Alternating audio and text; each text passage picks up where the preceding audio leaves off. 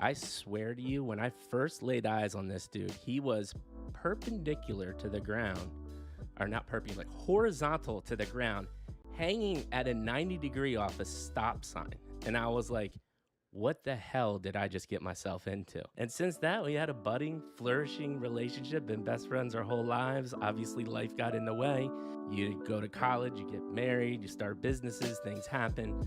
Fittingly enough, our midlife crisis brought us back together, hence the name. We're older than most people in this space, but we found NFTs about a year ago, and then we said, you know what, we're really gonna create a company. As we get more connected, as we go into the metaverse, what we're about fascinated to by do is people who meeting come new from people, having real, raw conversations. We think it's gonna become a lost art. So we're here to make that happen, to bring it all to you, and to help you expand, learn, and grow. And we came up with a very simple mission statement. That mission statement is to bring back the lost art of genuine human connection. And I got one last thing to say, and I'm dead serious when I say this. I genuinely, and Maddie genuinely believes we were put on earth to do exactly what we're doing now. We love doing this. We love meeting new people, and it just gets us so freaking excited. We think you as family, and we love you all.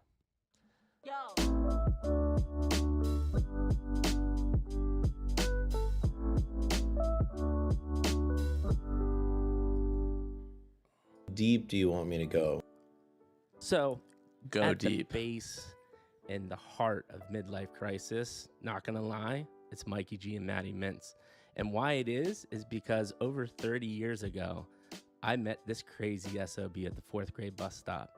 I swear to you, when I first laid eyes on this dude, he was perpendicular to the ground, or not perpendicular, like horizontal to the ground, hanging at a 90-degree off a stop sign. And I was like, what the hell did I just get myself into? And since that, we had a budding, flourishing relationship, been best friends our whole lives. Obviously, life got in the way. You go to college, you get married, you start businesses, things happen.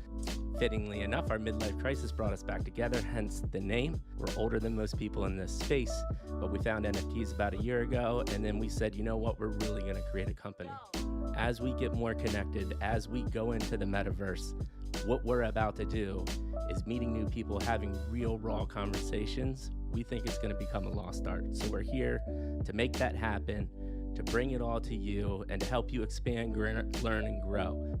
And we came up with a very simple mission statement. That mission statement is to bring back the lost art of genuine human connection. And I got one last thing to say, and I'm dead serious when I say this. I genuinely, and Maddie genuinely believes we were put on earth to do exactly what we're doing now. We love doing this. We love meeting new people, and it just gets us so freaking excited. We think you as family, and we love you all.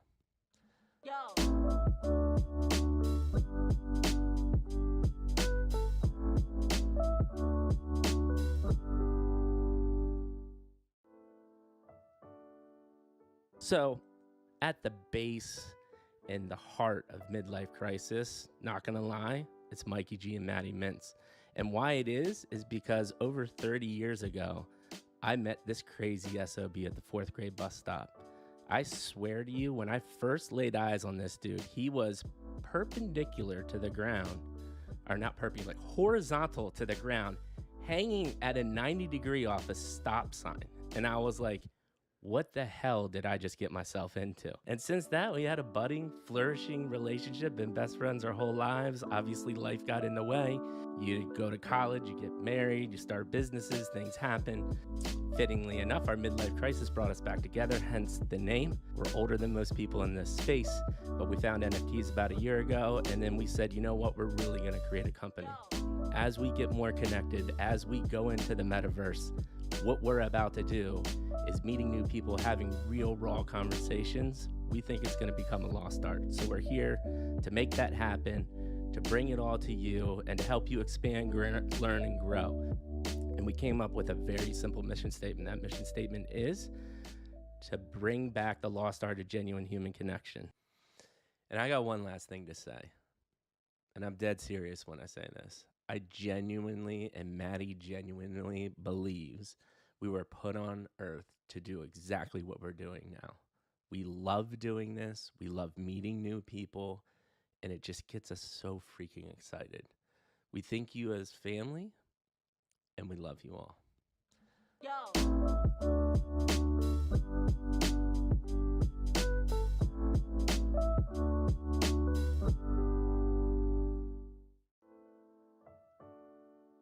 So, at the base and the heart of midlife crisis, not gonna lie, it's Mikey G and Maddie Mintz.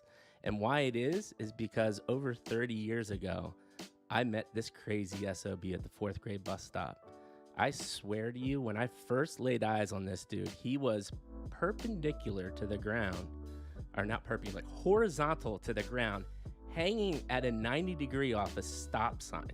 And I was like, what the hell did I just get myself into? And since that, we had a budding, flourishing relationship, been best friends our whole lives. Obviously, life got in the way. You go to college, you get married, you start businesses, things happen. Fittingly enough, our midlife crisis brought us back together, hence the name. We're older than most people in this space, but we found NFTs about a year ago, and then we said, you know what, we're really gonna create a company. As we get more connected, as we go into the metaverse, what we're about to do is meeting new people, having real raw conversations. We think it's going to become a lost art. So we're here to make that happen, to bring it all to you, and to help you expand, learn, and grow. And we came up with a very simple mission statement. That mission statement is to bring back the lost art of genuine human connection. And I got one last thing to say, and I'm dead serious when I say this. I genuinely, and Maddie genuinely believes we were put on earth to do exactly what we're doing now. We love doing this. We love meeting new people, and it just gets us so freaking excited. We think you as family, and we love you all.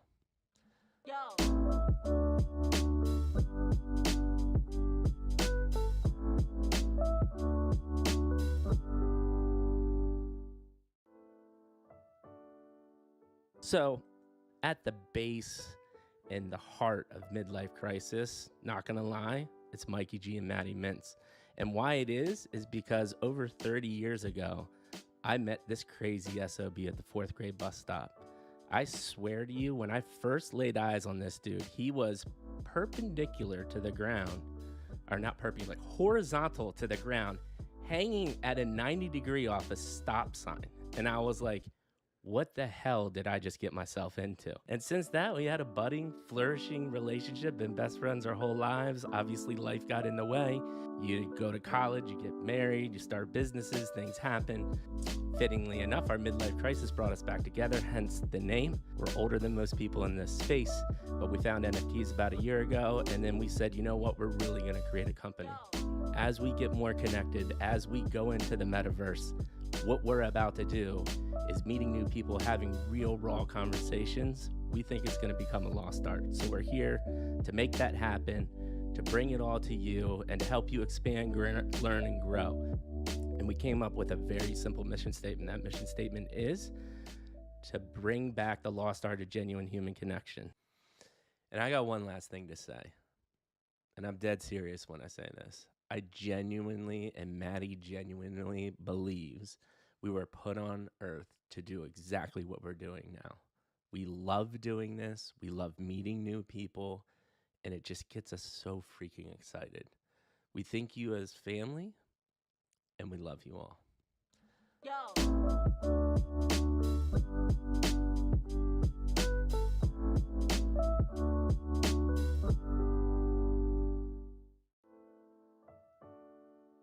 So, at the base and the heart of midlife crisis, not gonna lie, it's Mikey G and Maddie Mintz. And why it is because over 30 years ago, I met this crazy SOB at the 4th grade bus stop. I swear to you. Maddie? Yep, gotta mute. I Gotta unmute. gotta mute. What up, folks? Let's just double check YouTube to make sure you can hear me, because I do not want to go through this crazy spiel again and not. So Have Bill, anybody hear you? Okay. Bill and Eric, I got some new equipment, so still just kind of messing around with it a little bit. But can people hear us? I can hear you. I know you Yep. can All hear right. us. They can hear us. All They can right, the hear us. stream can hear us. But what up, folks? Welcome. We're freaking excited. We are so excited. We got MetaTopia back, but this time we get to talk to the two big wigs that started it all with Dev Team 6, Sweepers Club, and MetaTopia. So we're super, super, super excited to have this conversation. But before that, let's give the little community a little heads up and a little, hey, how's everybody doing? We got Yolanda, we've got Bonji as usual, Stargirl as usual, God, Spazoinks, Meta Sculptor, Dickenzus. I haven't seen the Dickenzus in a while. That's pretty nice. Ooh, yeah. It has been a bit. Fantastic. Maddie, how are you doing? And then I'll go myself. But one thing, do you notice on stream how beautiful my new camera looks? Yeah. In fact, it was almost to everyone's benefit that you were a little bit grainy because we didn't want to overwhelm people. Mike is a beautiful man. And if you didn't know that, now you do, because he has such a perfect camera right now. You are going to see that Pert Plus commercial hair just flow as this conversation goes. I also see you got a little beard trim. That happened? Oh, bro, Little beard I trim? got a haircut and a beard trim today, dog. There it is. Look at that. Wow. What'd I tell you? So Hell it's yeah. on. People are not ready for it. Listen, if you just want to send money, I'm sure there's a donate button somewhere. You just send that right over to Mike to keep that haircut fund Dude, you going. always can send it to our Patreon account. We're taking true. donations Send it to Patreon. at You're any right. time that you want to send them, people.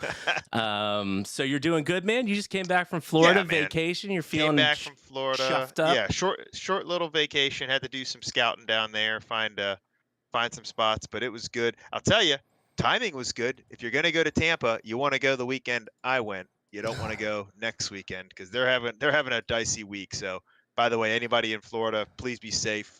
It's going to be sounds like a heck of a storm. So, Yeah. but yeah, no, I had a great time, man. It was beautiful. The beach was amazing. Food was fantastic. Company was amazing. So, yeah, no complaints whatsoever. I feel rested. Week's getting started off. Clients are happy. People are ready to get in shape. So it's always a good thing. So my favorite text of the weekend, or when you sent me and you're like, so Bill and Eric, just so you know, our buddy had a bachelor party there in Tampa. We're big craft beer people, right? So there was a Cigar City is a big, well-known brewery. It's in Tampa, and they have this huge, crazy beer day. And Matt texted me, and he's like, dude, craziest thing. I'm at a beach bar that we were at during our buddy's bachelor party. And I just replied back and I was like, listen, man, I'm going to shoot you straight. I was blinded drunk for 3 days. I semi-remember a bar. I semi-remember a beach and barely drinking alcohol. Couldn't tell you what it looked like. He's like, do you remember this place? I'm like, not at all. Not really at all.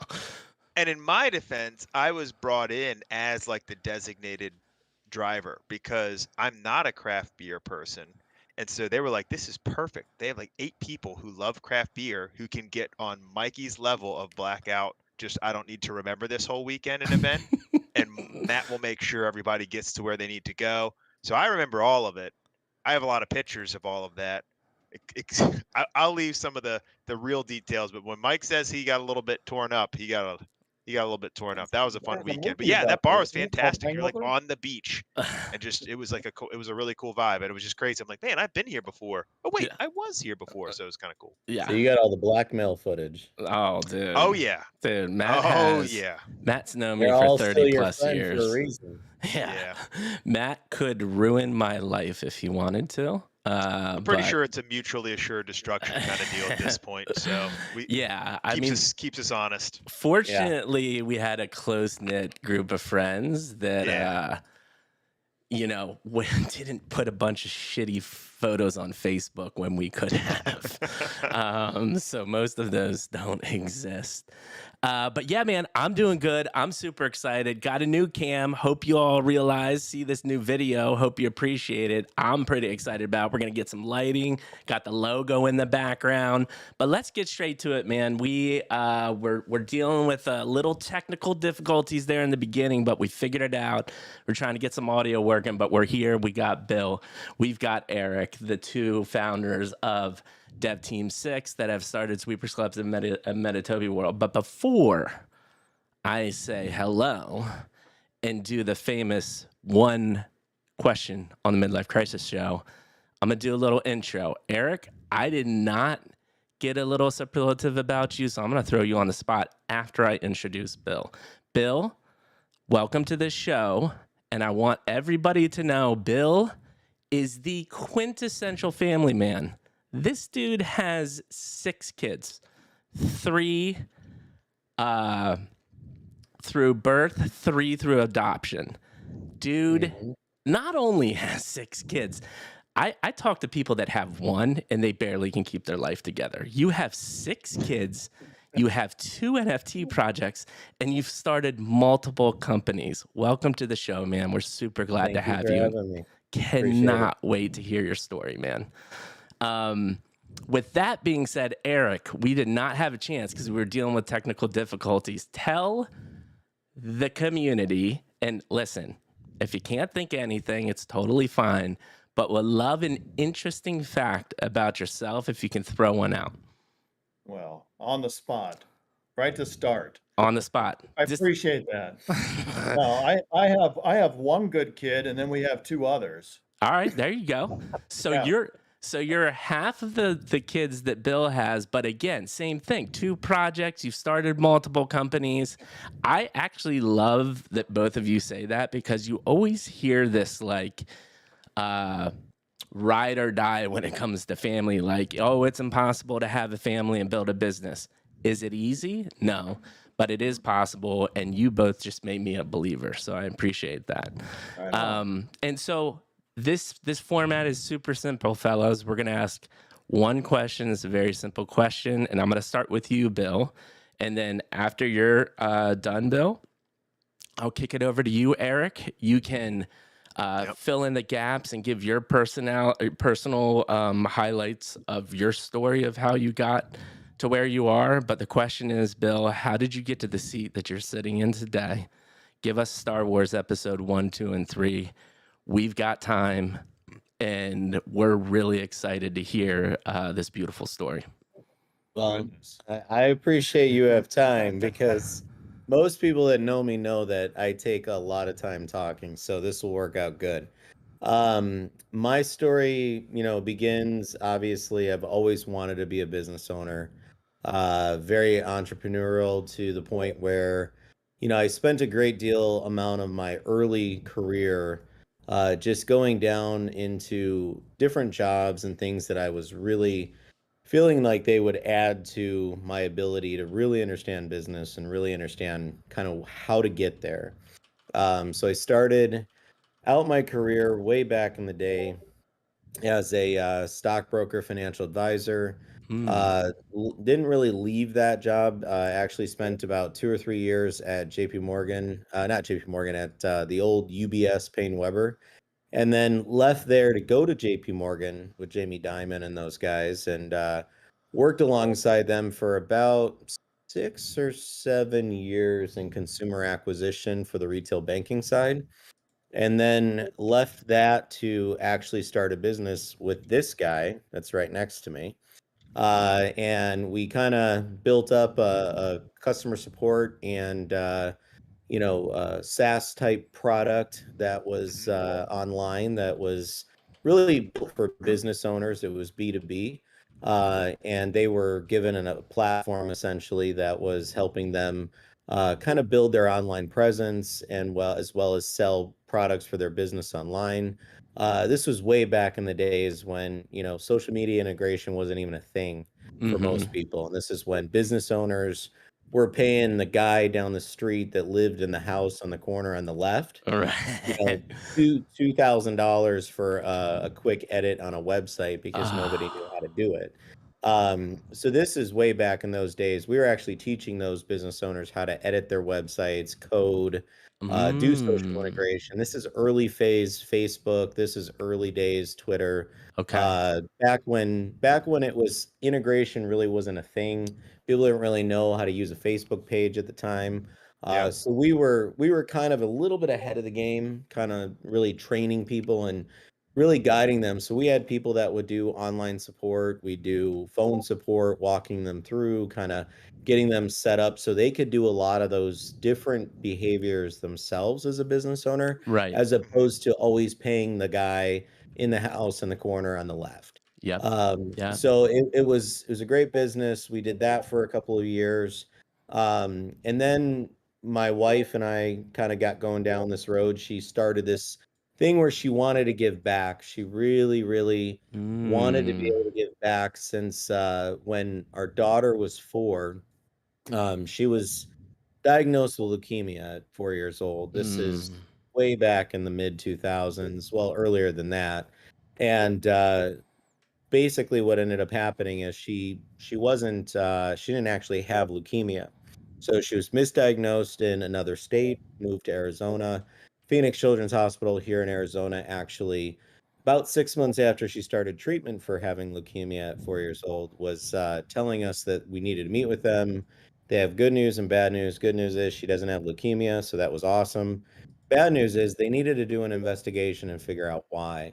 And so the investigation went on for about a year. Come to find out, we didn't know this at the time, but the doctor who had diagnosed her in Albuquerque, New Mexico, actually um, misdiagnosed her. However, he diagnosed a bunch of other children with leukemia at the time. And so Mm. fast forward to them figuring out that none of the children that he diagnosed with leukemia actually had leukemia. Dude. The Jeez. hospital records were actually mixed with actual leukemia children and patients that were actually healthy. After the investigation, we were told that his wife was on the board of this oncology study for children with leukemia, and it was actually an experimental drug that they were trying to test on children that have leukemia to prove that it had success. And so they put all these children that were in Albuquerque, they all ended up in this program. Ours did not end up in the program, thank God, because we found out from Phoenix Children's Hospital that she doesn't have leukemia. So the good news is nothing major really happened to our daughter. She was relatively healthy. She still has some little symptoms here and there from the radiation and stuff she had when she was 4 years Right. old. But the good news is she's about 100% healthy, which is just awesome. Dude. Yeah, that is Um, awesome. You What want a to talk blessing. about and a whirlwind of a situation. whirlwind of a situation. The doctor, everybody got in trouble. I mean, they jail time, the whole bit. But And real the real the good, quick, Bill, I'm really sorry to cut you off. So, you're fine. uh is our boy G Money still there? Because I think your Discord alerts are turned on so I can hear Discord. Yeah, I was gonna ask you guys, how do Yeah, I actually so, turn so them on? that's coming through, and I've, as we continue to talk, I think the audience might get a little annoyed. So Yeah, it's actually, if there's a settings tab in the bottom left, if you click on that gear icon, do you yeah, see that? user settings. Yep. And if you go to it's under notifications. Um, You might and just have to mute all of them for a under period of time. notifications, you'll see sounds, and then just click on the disable all notification sounds, and you should be good after that. Okay, 1 second.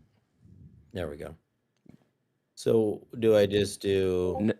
Notifications, and then under once you click on notifications on the left-hand bar, if you Okay, go down halfway down, there you should see a sounds section. got it. And All then, set. yep, disable all notification sounds. You're good to go. All set. So, Awesome. the good news is, we found out early, and as we got into that 2010, 2011 timeframe in life, one thing my wife always wanted to do was figure out a way to give back to Phoenix Children's Hospital because obviously, in her mind, they Right. had saved Yeah. our daughter's life. So To she 100%. she started this event company. We started running events, and the whole idea was to just give back, 5,000, 10,000 here and there. But the events actually took off like wildfire. They were running events, fun runs, blacklight runs, foam glow run, and train race, which was an obstacle course race. We did Muddy Dash, which was this awesome running event for families. And it blew up. It blew up to the point where by 2019, I think our last full season, we ended up selling that company in 2021. But in 2019, we had 1.4 million participants in the United States of the events that we had started about 8 years earlier, 9 years earlier, or whatever it was. Jeez. And we became the second largest donor to Phoenix Children's Hospital in the state of Arizona. So her goal was accomplished. We built an awesome business, changed a lot of lives, donated to well over 100 different charities all over the country, all over the United States, mostly children related or cancer related or some sort of, something to do with pancreatic cancer. My dad died of pancreatic cancer in 2017. So we did a little bit there too. But yeah. the biggest thing was just doing something to give back and kind of pay Yeah. it forward for all the things people have done for us over our span of our lives. And then, that fast forwards me all the way to 2017, which is when this guy and I actually kind of reunited on some things when it came to blockchain and really building out our own blockchain from scratch, essentially from the ground up. And so we've been working on that for quite some time now. Right. And so we started then, and then my dad, it was probably early 17, and then my dad died in late 17. So we took a little bit of a break again, and then we kind of got started doing some other things. Currently, I've got a delivery company here in Phoenix, Arizona. Eric and I are partnered on that. We do probably deliver about 12 to 14,000 packages a day for Amazon. We've got a freight company that has trucks pretty much that go all over the country. Own a dance studio with 400 students. We've got what else do we got? I mean, I could probably keep going. Besides Dev Team 6, so there's a lot of pieces of the puzzle. But our goal is just to do as much to influence or impact as many lives as possible. We're not motivated or driven by currency. We're motivated and driven by impact. And I think, for me, as you can tell, we adopted 3 children. My wife is, again, she's very influential on that because when she was 5 years old, her mom left her. She was adopted when she was young. So, she always just wants to give back. And, I'm actually the lucky recipient because it's not stuff that I would have grown up, on that path. But I think having an open mind and just be willing to embrace all the things that happen around you really gives you so much of a framework that allows you to really achieve just anything you really want to achieve with passion. I mean, if you have passion behind it, there's just nothing that's going to get in your way. You just keep going and keep driving towards whatever it is you're trying to do. And for me, I take a lot of honor, I think, and I embrace just the concept of legacy. Someday, somehow, down the road, when I'm in my late 60s, 70s, 80s, and I'm just reflecting back on life. I don't want people to remember my name as much as I have the memory of how many people I was able to impact, how many lives I was able to touch, and really the ability to just know that because I was here, I made a difference. And so that's really, my story, I guess you could say. But I'll turn it over back to you, or, shoot it back over to Eric if you want. I mean, so Yeah, we got to you're unpack some of you're this. you're pulling at our heartstrings because For sure. what you just described is literally what Maddie and I set out to do.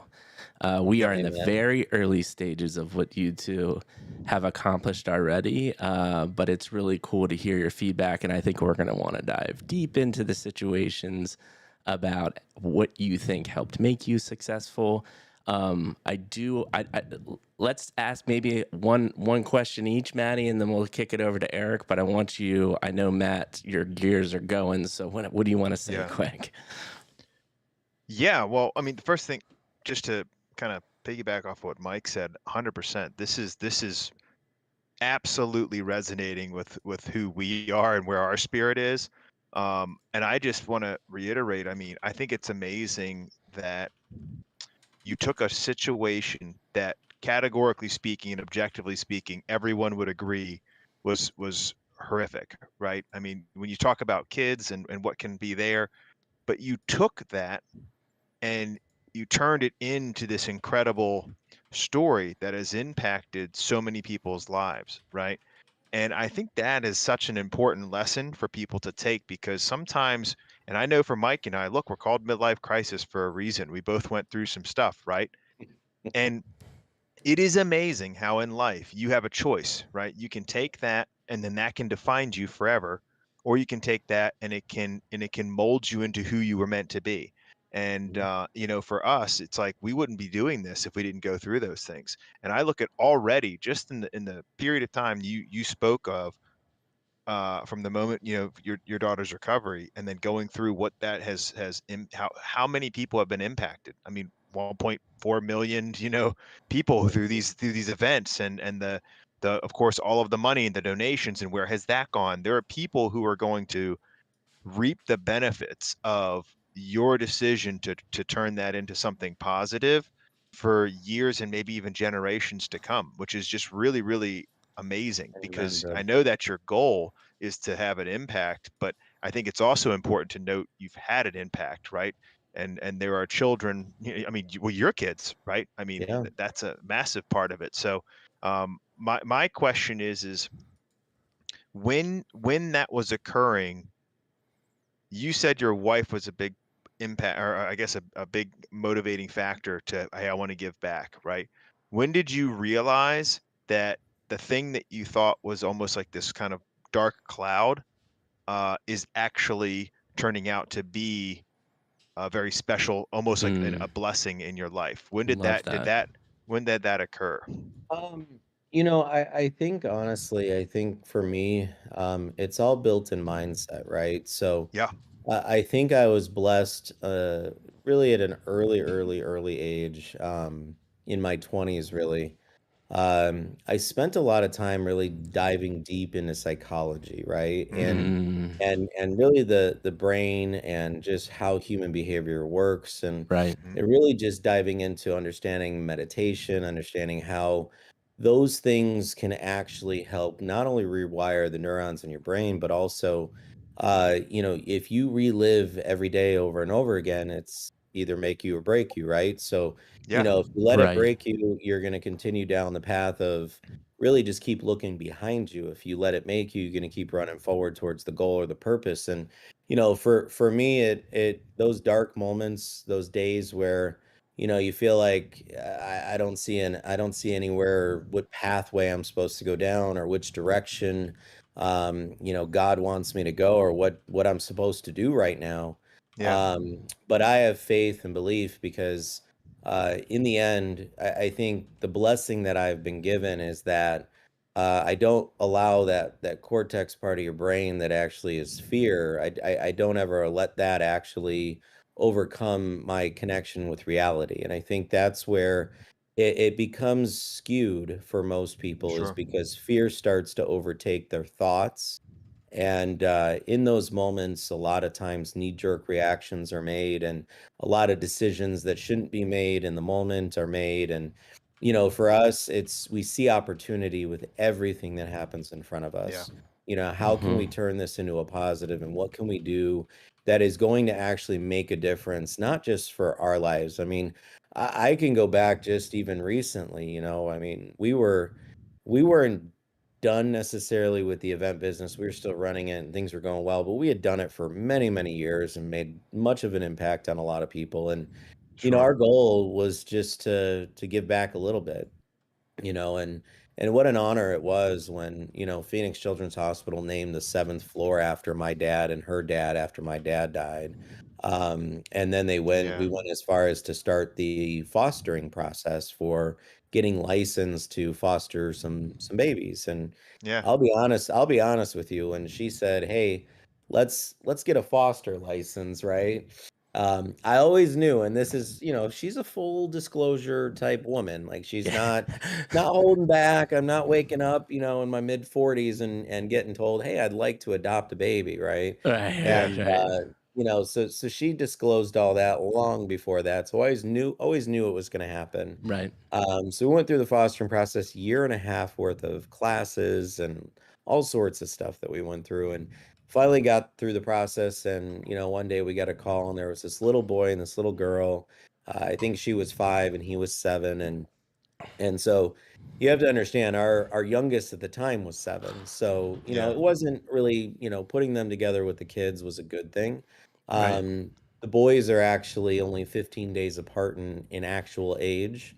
So Hmm. it's Hmm. kind of cool. They're like the Yeah. best friends of the world, right? Right. But when we got them, they had been through, I mean, I don't even know another way to say it, but they had been through hell. I mean, they Yeah. were abused. They were, I mean, multiple types of abuse. I don't want to get too graphic or detailed, but Right. the mom left. She was gone for 4 years and missing, and nobody really knew where she was. She was suspected to be a transient. And, the dad actually, beat the absolute hell out of these kids, but then did other things. Actually locked them in the shed and put them in the Yeah. backyard, made them sleep outside. I mean, just Jesus, stories man. that would make you sad. And so, so we knew we had a challenge ahead of us. Our goal was always to foster, and we always would love to have adopted, right? And so, Yeah. again, paying it forward to what somebody did for my wife and her past is what we wanted to be able to pay it forward as well. So we did, and 2 years into that process, it took about 2 years to get them to actually give us the ability to adopt the babies. And Right. so Yeah. after 2 years, long process, and I'm telling you, my wife went through up and down roller coasters, Hmm. because it just never felt like the state or anybody was gonna go down that road. It just felt like it was just delayed, delayed, delay. And so Yeah. finally, we got the judge to give us an adoption date and the whole bit. And all of a sudden, I think it was sometime mid-October that year, and we get this phone call, and it's DCS, which is um, Department of Child Safety here in Arizona. And, they reached out to my wife and they said, "Hey, you're the next of kin on a baby here at the hospital." Wow. Now, mind you, at the time, our youngest is at this point about 9 years old. Okay. So we come to find out that the baby, actually, the mom who's been missing for 4 years, made her way into the hospital, high on meth, high on crack, had this baby who has never cried, never ate. She's completely black and blue from head to toe. She's in the NICU. She has no name. She's baby Jane Doe. The mom left about 3 hours after she had the baby. It was a crazy situation. Even the doctor said, "Hey, this is the craziest labor I've ever seen in my entire life." This woman said she had snakes coming out of her while she was having the baby. So it was just a wild situation. And my wife and What? I looked at each other and we're like, "We just opened the dance studio. Right. We just we've got Amazon and all that stuff going, and we've got this delivery service that we're doing, and Dev Team 6 was barely, starting, and me and Eric had been working on it long before it became Dev Team 6. All right. But we knew we were going down that road, and I'm looking at her, she's looking at me. We're like, we love what we're doing right now. Like we Right. wake up on a Saturday and we can get stuff done. We can take care of things we got to take care of. We can work on the businesses if we need to. If we Yeah. got kids stuff to do or run to a game or run to something, we can do it. If I want to be the coach of my kids' football team, I can be the coach of my kids' football team, right? Yeah. And so, we kind of dialed it in, even though, yeah, we had 5 kids. Now, remember, our oldest is now 23. She is actually graduate of University of San Diego in computer science. She's actually extremely smart, very, very well done in terms of, her goals and where she's going in life. So that makes it a little bit easier for us. So you got 6 total kids, but you got really 5 that you have to kind of contend with. Right. Yeah. But as we looked at each other, she looked at me and I'm like, what do we do? You know, because they asked us, do you guys, it was the sister of the 2 that we were less than 2 months away from adopting. Right.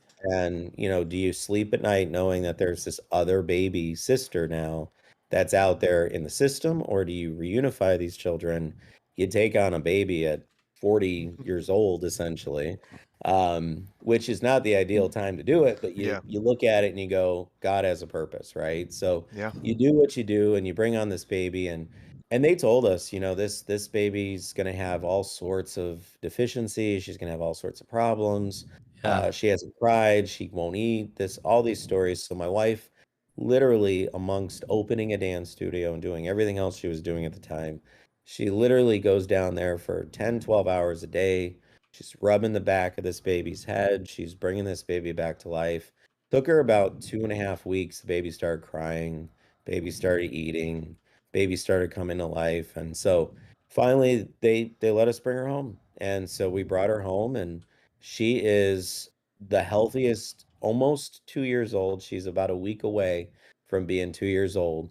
But she's one of the healthiest, red hair, blue eyes, just absolute miracle of God. And you know, like I always Wow. say, she's blessed us more than we'll ever bless that child. So Yeah. that's that's to me, I think, kind of what's driven us is you're always going to be faced with choices. You're always going to be faced with options, and even when you think you've got it on autopilot and you kind of lock it all in, you always have to expect the unexpected. The Right. unexpected is inevitable. It's just a matter of when and what the timing is. Yeah. Hmm. And there's never going to be a good time, so you can't complain about it. There's never going to be a good opportunity for, you know, oh, there's a window and I missed it. You never miss anything. It's really what truly is your purpose and what is your passion telling you to do. Follow it and continue to guide yourself towards it, even when you feel like there's no strength left, there's nothing I can do to actually, you know, get there. Like the goal is insurmountable, or the task or the challenge is something I just can't seem to overcome. Right. Yeah. You just have to breathe. You have to stop. You have to breathe for a minute. You have to be willing to let go of the fear, because the fear is really what is actually stopping and slowing you down. And it's not Mm. that you don't have energy, it's just that you're afraid to do anything because you don't know what the outcome is going to be. You have to be Hmm. willing to move and continue forward. And whatever the outcome is, just always believe in who you are, what you're about, and know that you're not going to, you know where you started and you'll continue to go from there. And even if you take steps backwards, you can keep going forward. There's nothing stopping you. Yeah. Dude. Yeah. One, No, it's I fantastic. immediate reaction. Thank you for being vulnerable and sharing that story. This is literally what we're about, what we do. Like, yes, we talk about Web3 and NFTs, but this shit gets us Hmm. ticking, man. So like, thank you so much for sharing that. Um, Maddie, any follow-ups before I ask my question, and then I promise we'll get to you, Yeah. Eric. Yeah. I mean, Don't and this worry is about just a me. quick. I'm good. This is just a quick thing to say, and it's just I want to show appreciation to you know, fostering kids isn't easy, um, but coming from the other side of it, it's an insane blessing, right? I'm a product. My sister's a product of foster care. I was Yeah. adopted. She was adopted, and people don't know the stories. You were pretty clear. There's a reason kids are in foster care, right? And so and you can imagine why it is. And the people who will go through, because listen, natural birth, man, that's pretty easy, and then you're a parent, right? Yeah. And that's that, and there's no paperwork, there's no get a judge to sign off on it. It's a process to adopt, especially social adoption, right? And you get private adoption, there's a whole different thing there, but to go through the state, it's arduous, and it's a process. It says a lot about your character, and just want to show some, just gratitude, man. It says a lot about your character, your whole family's character, to go through that. And you've had two examples now of doctors telling you what a child will be or can't be. And I think you've seen, like you said, God is always good with that stuff. And Amen. I know that was a little personal in my heart too, because I can relate to that, but that's for a different time. But yeah, man, I feel that story. That one resonates very much with me. And just blessing to all the parents out there who are willing to go through that. So thank you so much. It means a lot. It says a lot about who you guys are. Thanks Yeah, for the man. kind words. Dude, thank you so much. I mean, I feel like we just became best friends in the shortest possible amount of time. But yeah, so the one thing I want to ask, and then we'll go to Eric, and we'll have so many more. Just it's not even questions; it's just a conversation, like we said. Maddie and I are huge advocates. I don't know if you've read this book, Mastery by Robert Greene. Have you heard of that book? Mm-mm. Fantastic I book. mean, I believe I've heard of it, but I haven't read it. Great Yeah. book. Maddie had read it, and I think I have read it like a while ago, but we were reading it, touching up. And, the whole concept of the book is like, listen, everyone was put on this earth with, a natural inclination towards some type of skill set, mindset. The question is, do you find that? And if you do find that, that's how you truly master something, right? Is like doubling down on the thing that you are passionate about or good at. Because there's just people that are naturally better. Like an example, I always like to use an analogy. The reason why Tiger Woods mastered golf is because he worked harder than everybody else, but he also had just a natural ability to be good at the sport, right? Like that is a version of mastery, right?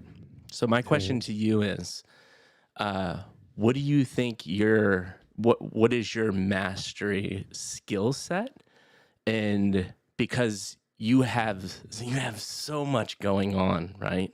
But I am firmly convinced in the mindset at the core of this success and all of these things that you've done, there's something about you that you in your mind think like, this is what I double down on. This is what I'm really good at. And one, what is that? And two, was there a clear moment when you realized what that was?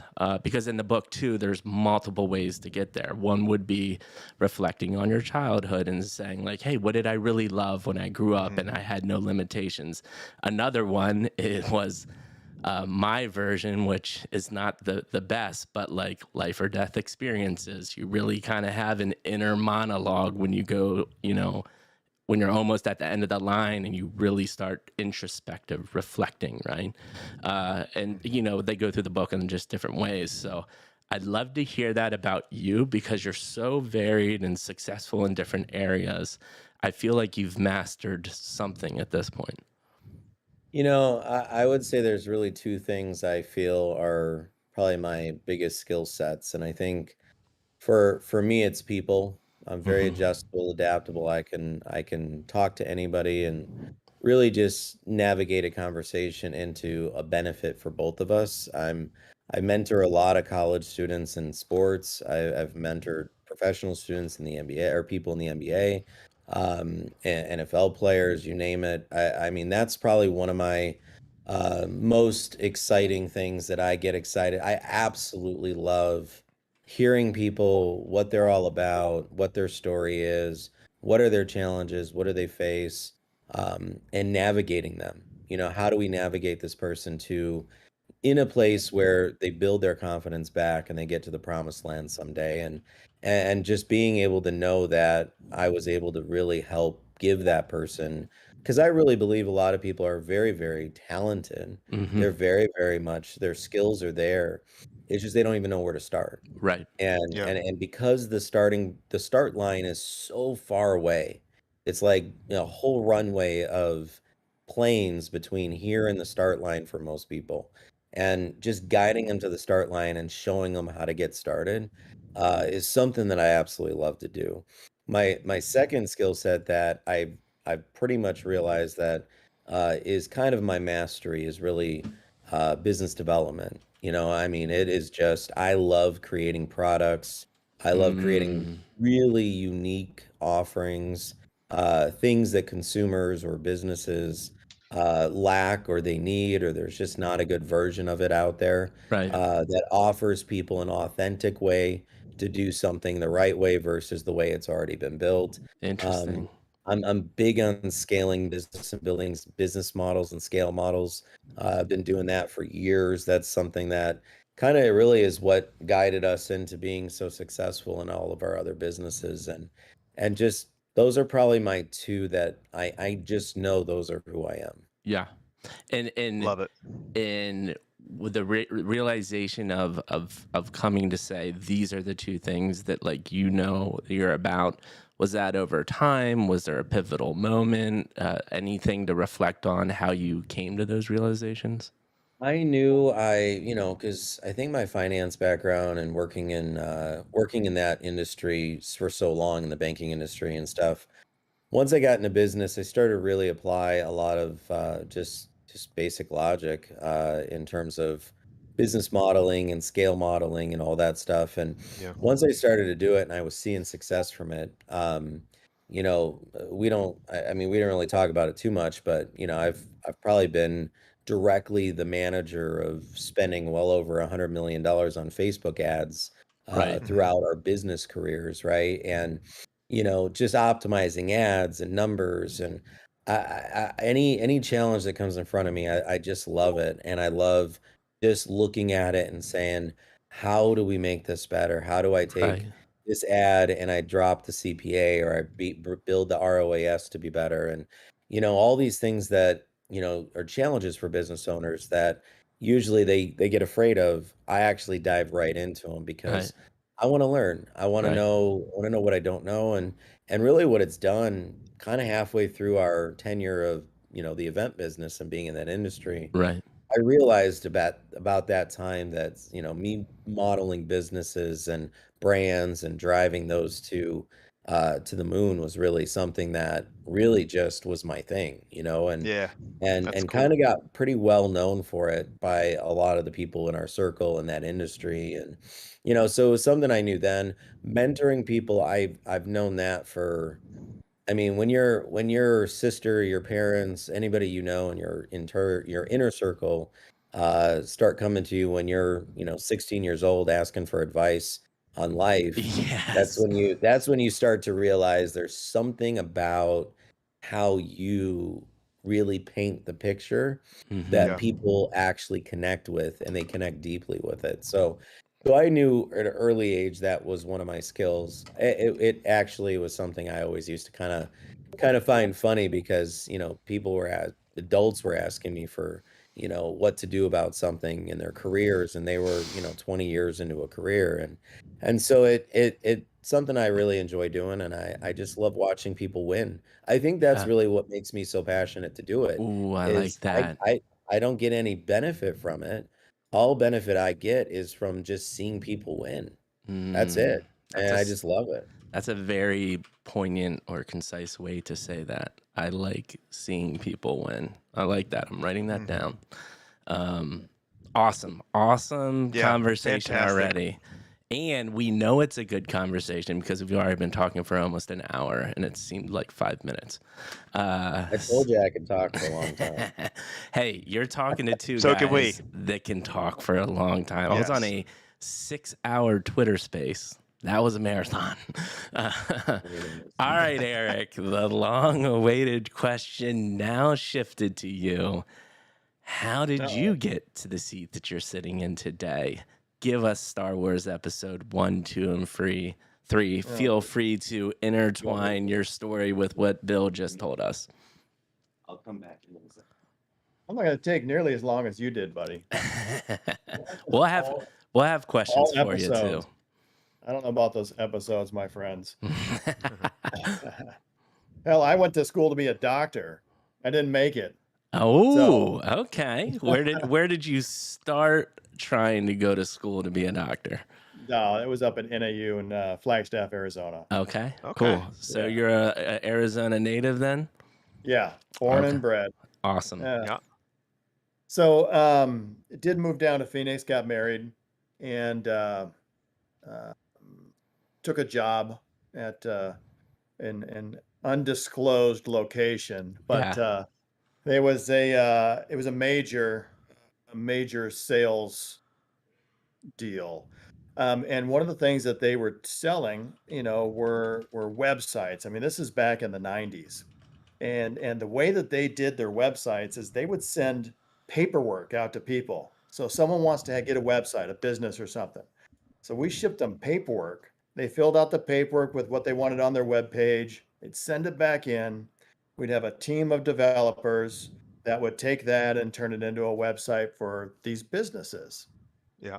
So I said, hey, maybe it wasn't the greatest thing. I said, we've got a staff of 30 people that are doing these, just popping out 30, 40 websites a piece a day Right. for all these businesses. I said, why don't we just build an online process, an online system, so that the users can just log in and put in their own information, click the button, and have their website. So they said, oh, can you do that? I said, absolutely, I can do that. And I have never done anything like that before. But I But love it's it, the right man. answer. I love it. That is the right answer. absolutely. So they said, okay, we're going to bump you up, give you this little office, and give you a few weeks. And so I set them up on that and, got that done. Unfortunately, 29 people, got moved to a different, place in the business because they weren't doing the paper into websites anymore. But now the individuals had control of their own sites. They could set them up, edit them, that kind of thing. About a year or two later, and a buddy of mine, we decided that we could do the same type of business, but all online. And so we started a company that did that. And instead of the television marketing that was done with this other group, all of our marketing was done online. And this was at this point, it was 2003. So in 2003, we built and offered not just the ability to kind of have your own website, and we kind of started that way, but we melded it into the drag and drop ability for people to just take, spin up an item, drag it off to a page, a place on the page, and voila, it magically is there. You didn't have to get behind the scenes and code it and, and center it Yeah. and justify it. Right. And you use CSS to move it around, but you can just point and click, very easy, drag it around, and do that. And we were doing very well with that. And then Bill and I had been friends for a while, and he was very astute in the internet advertising. And so we partnered up and put together probably, definitely at the time, it was the best tutorial. It was kind of a college online for learning how to build a website, and once you have a website, what to do with it. How do you advertise? Mm-hmm. What groups of people do you target? And bring it all into the layman, someone who's not technologically, inclined, to be able to follow these steps and be able to have a successful business online. Easy drag and drop system, a full college, a full curriculum of how to do these things. When we taught people, we had lessons. Lesson one was how to copy and paste. I mean, Yeah, right. when you talk to these people, you'd be amazed, especially, and again, we're talking early 2000s, but Right. you'd be amazed at how many people didn't even know how to copy and paste. That's So crazy. yeah, I mean, we had video tutorials, we had the full curriculum.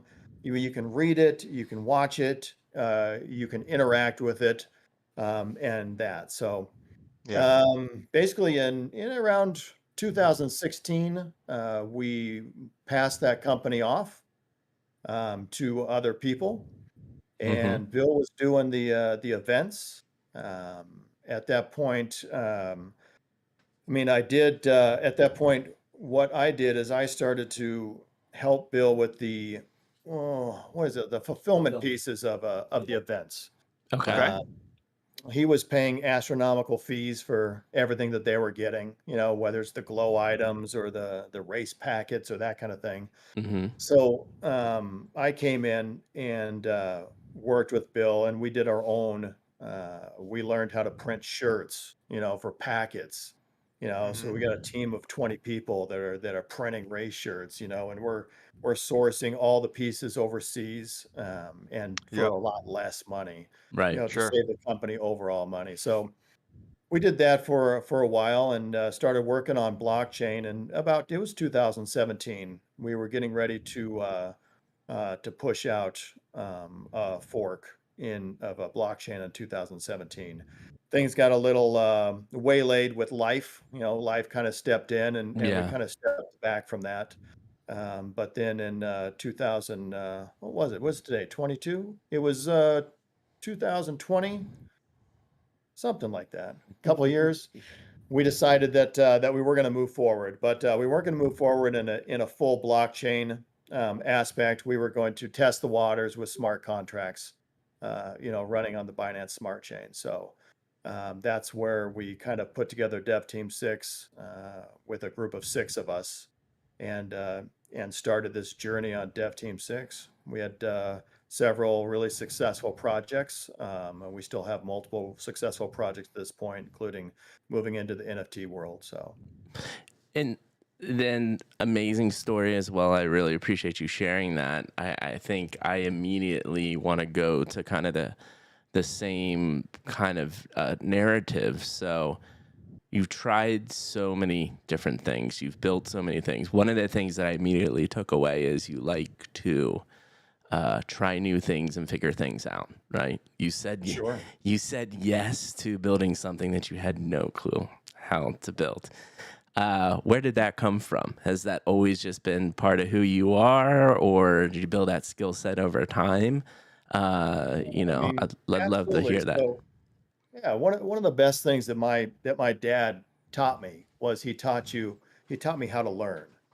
Yep. The knowledge is there. You are fully capable. Every one of us is fully capable of doing wherever our passion and our heart leads us. If you want to learn to go do this, you can go do that. And especially now in the days of Google and YouTube and everything available, you can learn anything that's out there. So that's one of the biggest things that my dad taught me was how to learn. And he was an entrepreneur. He had his own businesses. And so, I mean, I've never looked at working for someone else. I've just always kind of looked at, what business, should I be running and operating and moving forward and chasing. So, I Now what? love that. So let me rewind, because what you just said is interesting. You always saw yourself, wanting to have a business and doing that. So here's my question: because you said you went to school to be a doctor. it's true. Is that what caused that to, is that because you said, you learned the capacity, you learned how to learn, right? Mhm. So anything you put your mind to. So it was a decision that you did not want to be a doctor, not that you couldn't, right? Right. What was it about that? Was it the entrepreneurial kind of like bug that was eating there at you that pulled you away from medicine? Was it a love of IT? I mean, did you go from studying medicine to IT? Where did that jump happen? And when did you know that IT was like, okay, this is round hole, round peg kind of situation, and you started kind of getting to that, which got you like the web development there. How did you bridge that? And explain what happened with the medicine. Was it, like I said, was it a passion thing? Interesting question. So, I mean, I've since I was a kid, even in the early '80s, when computers were just coming out, not the internet, but the old the bulletin board systems, that kind of thing. I've been in computers since I was probably 12 years old.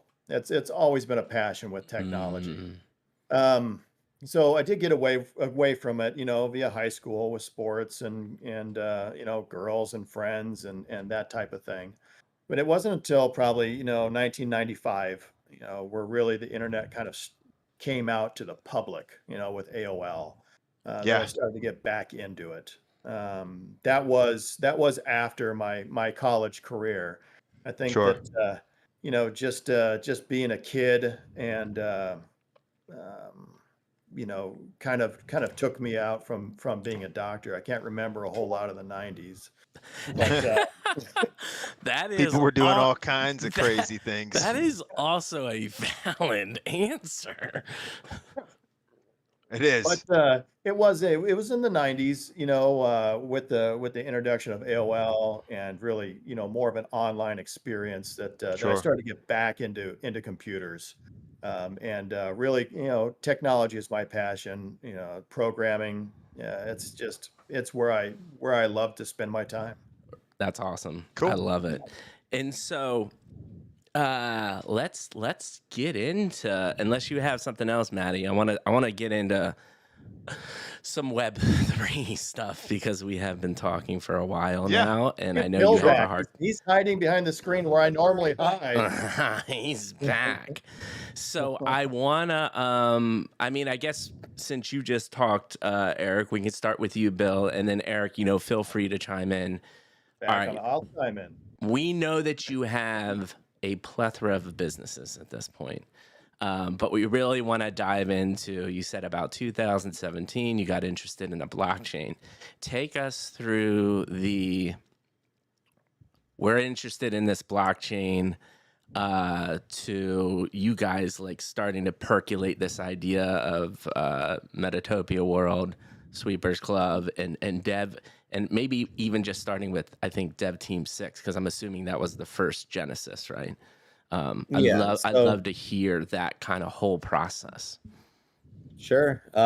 You For want to hear the us, whole process? The you whole want process, step man. by step. Step by step. Step one, what would that be? I think blockchain, we knew about blockchain probably as early as 2012.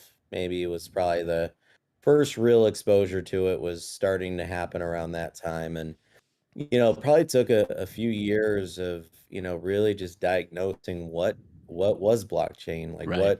what was the difference maker? What is the technology behind it? And Mm-hmm. why is blockchain something that genuinely has this absolute, future of changing how technology or devices or hardware? Let me jump in here real quick. Yeah. I just have to say this. So we had, at the time that Bitcoin came out, right, in Right. in '09, we had a large, I mean,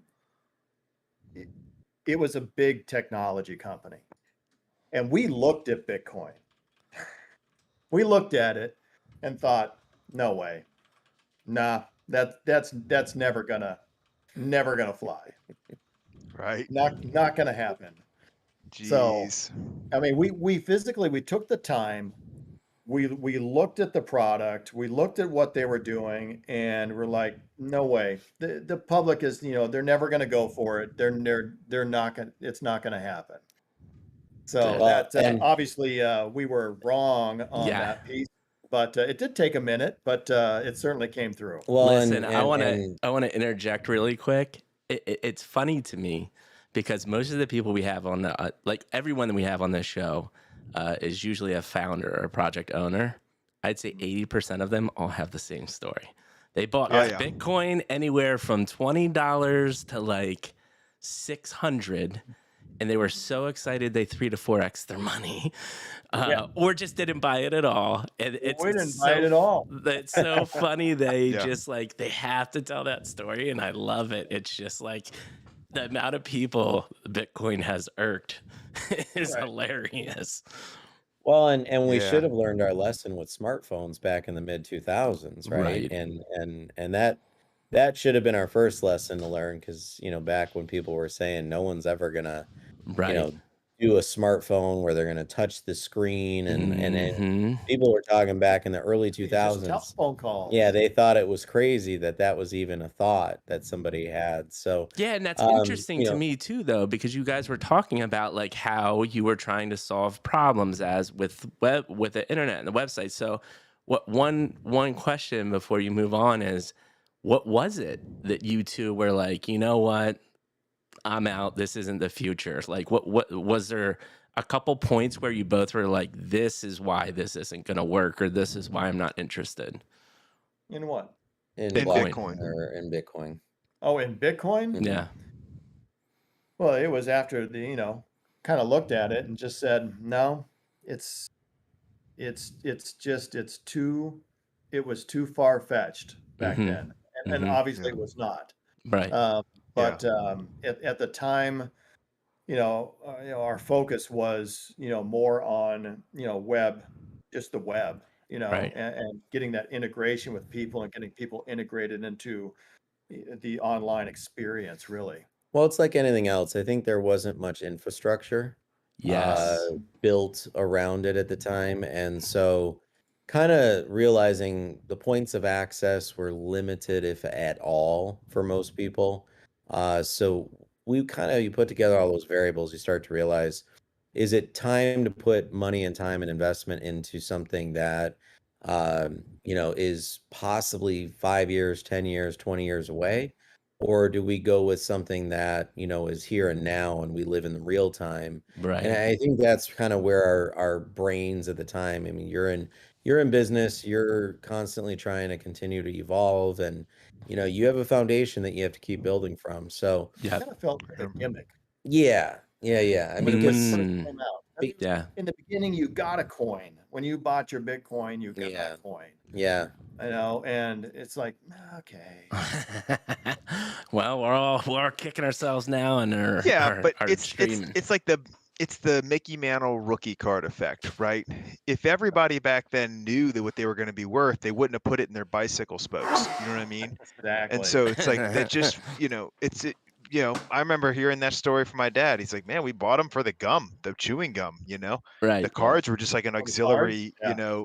Yeah. benefit of that. And you traded her a little bit, but nobody thought they were going to be worth anything. Nobody even thought to collect them because they would be value. Right. It was just there. And that was it. And so, again, this effect, like you said, smartphones, it's nothing new, right?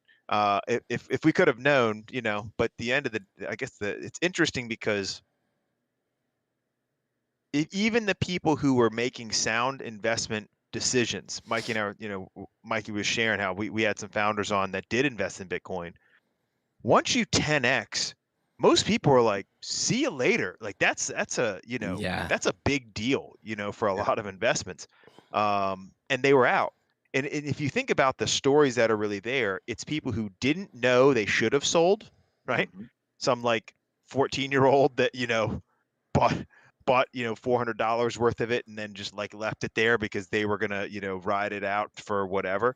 But the biggest story is people who bought it and then forgot about it, yeah, right? I mean, Yes. it was a lot of the times the people that made crazy money on Bitcoin bought it and then just were like, oh yeah, oh yeah, whatever happened to that? Yeah. And then all of a sudden it's like, they Yeah. because if they I mean, again, if you put $1,000 in something and it's suddenly worth $20,000, you sell. Do you know what I'm saying? That's Right. what anybody of a sound mind is going to do. And so it automatically eliminates a lot of the things that Yeah. would make these things really blow up. So anyway, yeah, I think Or the people we that forgot they had it. that's what I'm Yeah. saying. I mean, Those are that's the people that forgot they had it, or there was like on Mhm. some thumb drive somewhere, and they're like, Right. oh, what's this? And it's like, oh wow. yeah. So yeah, it's an That's interesting. Notifications come back on again? I have no idea. They're all disabled. Oh yeah, I did hear the notification They're all disabled. It's ding it again. I'm not sure. Yep. Maybe Mikey, I will be right back. yeah, that's all good. Maybe your desktop notifications are enabled. I don't know. Uh, I turned them all off. yeah, no, everything's off. Weird. That is weird. It's not super bad, so don't worry about it. Yeah. I was gonna say though, one of our good buddies that we work with now, that's his story. It's my favorite forget about it story. He had a big whale of a buddy that was gambling, and like he lost an insane amount of money, and my buddy loaned him a substantial amount of money, and the guy knew what Ethereum and Bitcoin was at the time, and he said, listen, he said, I'm doing this for the good of your bank account. He's like, I'm gonna pay you the money that you loaned me back in Ethereum and Bitcoin. And sure enough, same thing. He was like, all right, whatever. Fortunately, I don't need that money at the time, so I'm gonna listen to you. And 3 years later, he's like, what the hell just happened? So yeah, it's very, very interesting. Okay, so you pass on Bitcoin. You're getting excited. But then you get back and you keep on seeing it evolve. You keep on talking about it. Why Dev Team 6? Well, you know, realistically, the blockchain as a technology really does provide a infrastructure that all things technology related, device related, hardware, you name it, IoT, all sorts of businesses, data, you know, all services that are offered. It really revolutionizes the authenticity, the footprint behind it, the fact that it can't be manipulated, the fact that privacy was becoming a pretty big issue back in, you know, the mid 2015, Mm-hmm. 16, 17.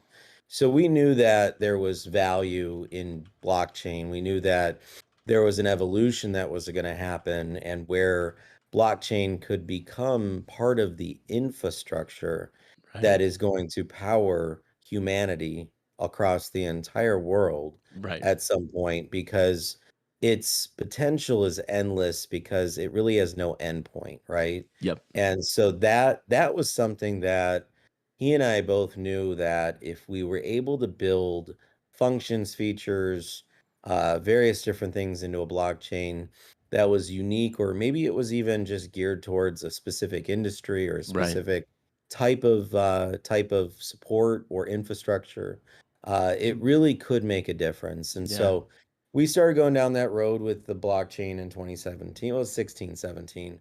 And then obviously, you know, my dad got sick, some things happened, and we had to take care of some things. But, you know, fast forward to 2018, 19, and into 2020, pandemic hits, everything else is going all crazy. And Eric and I are like, look, we can either wait out the pandemic, build this blockchain when we can, you know, kind of put together the time. Right. Well, as you know, pandemic hits a lot of your businesses, right? So Mm-hmm. then you start going down the road and you're like, there's never going to be a better time than now. Right. So fast forward to last year, early 2021, we said, you know what, we just got to do it. We got to go into it. We got to put ourselves there. We got to execute on our original purpose, our original mission. The journey that we're going to take is not going to be easy. Right. It's like, you know, and everybody else knows, there's not a lot of really good Solidity developers in the world. Mm-mm. So there's maybe 300 certified, there's maybe 2,000 that actually have an ability to build something on blockchain. And about Um, 10% of those that actually have a good heart. yeah, and that actually, Well, 10%. maybe it's less than that, but it literally, we started Dev Team 6 in March-ish time frame of 2021, and it has probably taken us a solid year, I would say at least a year, to build up some of what I would consider the best Solidity developers. I mean, our team can build something. We have a solid team. We A could really build good, solid something team. in 2 weeks that would take most development teams probably 2 to 3, 4 months. Wow. Wow. And our team is just, they're dialed in, they're Right. locked in. We went through a bunch of developers. We're full time. We Yeah. don't hire in China or India, or, you know, that's overseas. We're trying to like kind of connect on different time zones or anything. Right. We've hired people who are here. They're in person. They're with us in person every single day. We're working in collaboration, Yep. and the results are absolutely phenomenal. I mean, Yep. we're blessed with the right people. Right.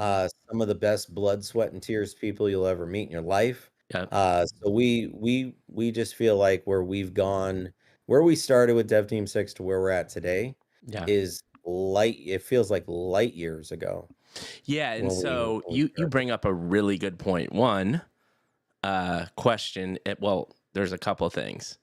One of the most heartfelt comments I've seen, and like I said, we've talked to over 100 projects, well over 60 founders. Well over 100 founders at this point, well over 60 projects.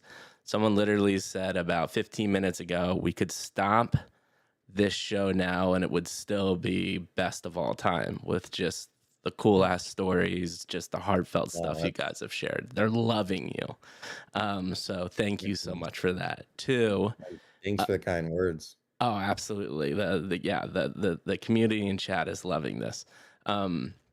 Two, someone actually was surprised and interested. There are actual Solidity certifications, and Can you speak to that? What is that process? Well, Cisco has a certification. There's about 300 people that have actually passed it, as far as we know, that Okay. have successfully passed it. Mm-hmm. Our developers are going down that road, and they're going to be also going through that process here at Dev Team 6.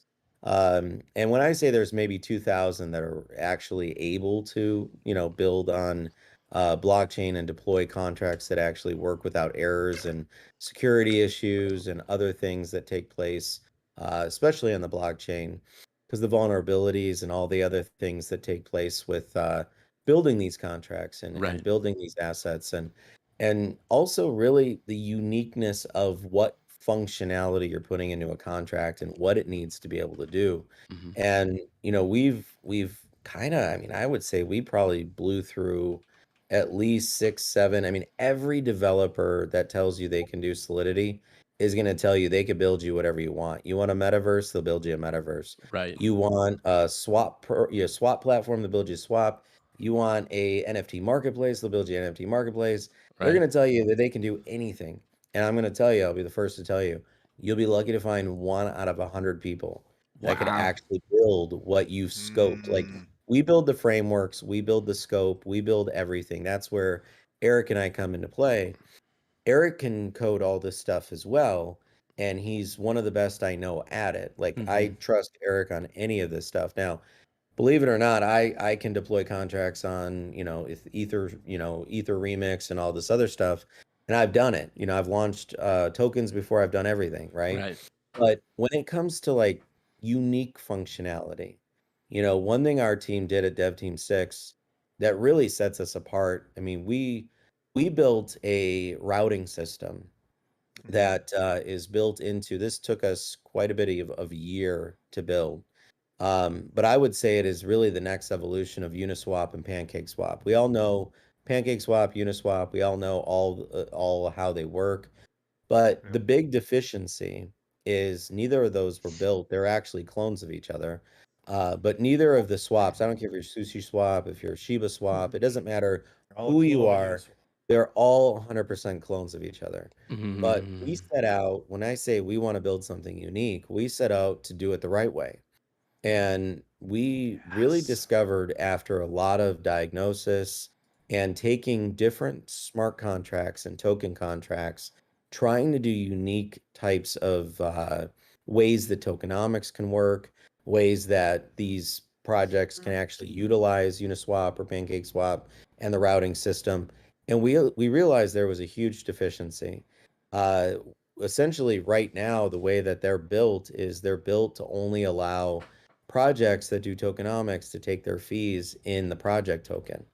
And what we did is we actually completely re-engineered the routing system so that it allows the actual swap and the project developer or the operator behind the project to be able to select which token it wants to take the fees in. So if it's on Uniswap, it would be able to take the fees in Ethereum. Right. So it doesn't create any sort of negative sell pressure Let me into the jump, let me market. jump in here Yeah, real go quick. ahead. Yeah, you guys are familiar with tokens, Yeah. just standard tokens. Are you ever in a high volume token and the contract just keeps selling? It just keeps selling, Mm-hmm. right? The contract. Why is the contract selling? Why is the contract selling? It's because with all these swaps that Bill's talking about, every one of them, it's insane actually. Every single swap, the only way that you can take your fees, if you've got tokenomics, you got 5% going to a charity wallet or whatever, the only way you can take those is in the token itself, Yes. and then you've Yeah. got to take that token and sell it against your own trading platform to get BNB or to get ETH to put to charity and that type of thing. Yeah. So And can you we work. explain to the audience why it is set up or why it is the way it is? Why I does that? can't.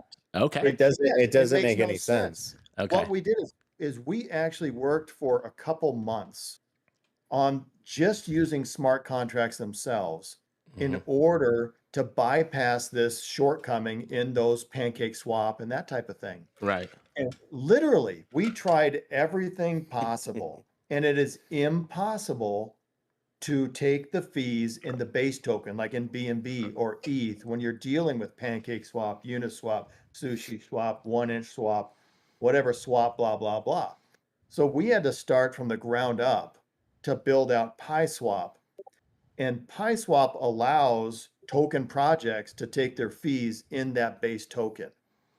So now, utilizing our swap with PiSwap, you can take your fees in the base token, you can take your fees in the regular token.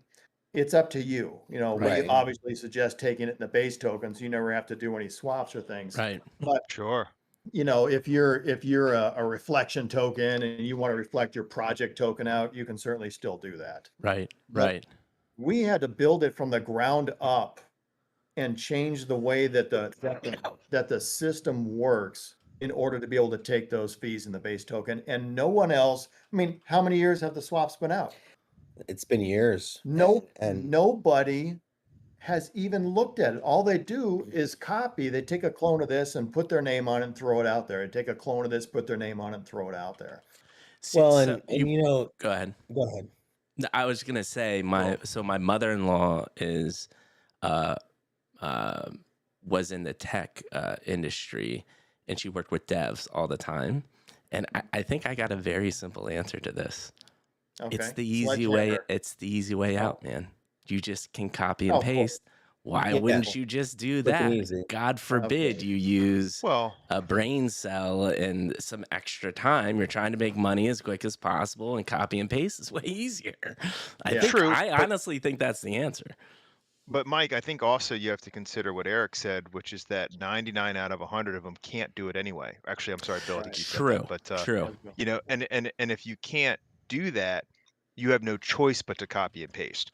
And by the way, one of those 99 would look at it and say, it's the 1 out of 100 that knows how to solve this. I don't. And so if it hasn't been solved, it probably can't be solved, right? Right. That assumption happens, and then it perpetuates, and it just gets worse and worse over time.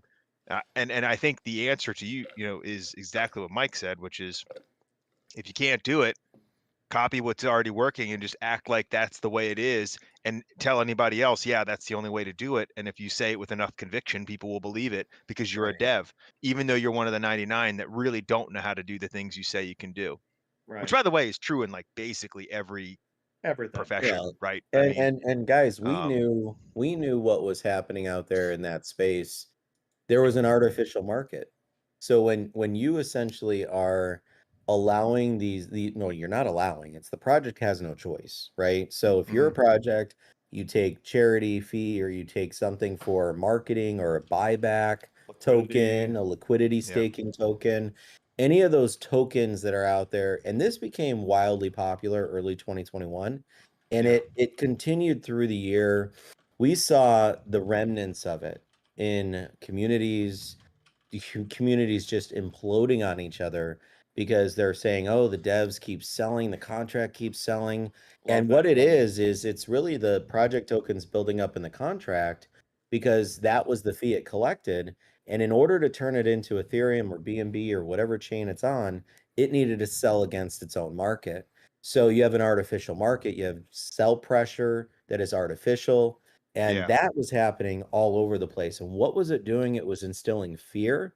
It was instilling people that had confidence originally because it seemed everything was great. But as soon as the volume fell off a little bit, all of a sudden the 4x sell pressure was being dropped on their heads, and these communities were just completely imploding. And so PiSwap is an authentic market. If anybody, project developers, anybody out there was to launch on PiSwap, it actually functions with smart contracts the same way, but it allows you to have a market that mimics, and this goes back to adoption. Remember, we like to be unique. So it goes back to adoption. Imagine trying to get your mom, your dad, your friend, your relative, and try to explain to them why a swap market for crypto keeps having its own tokens selling against its own market.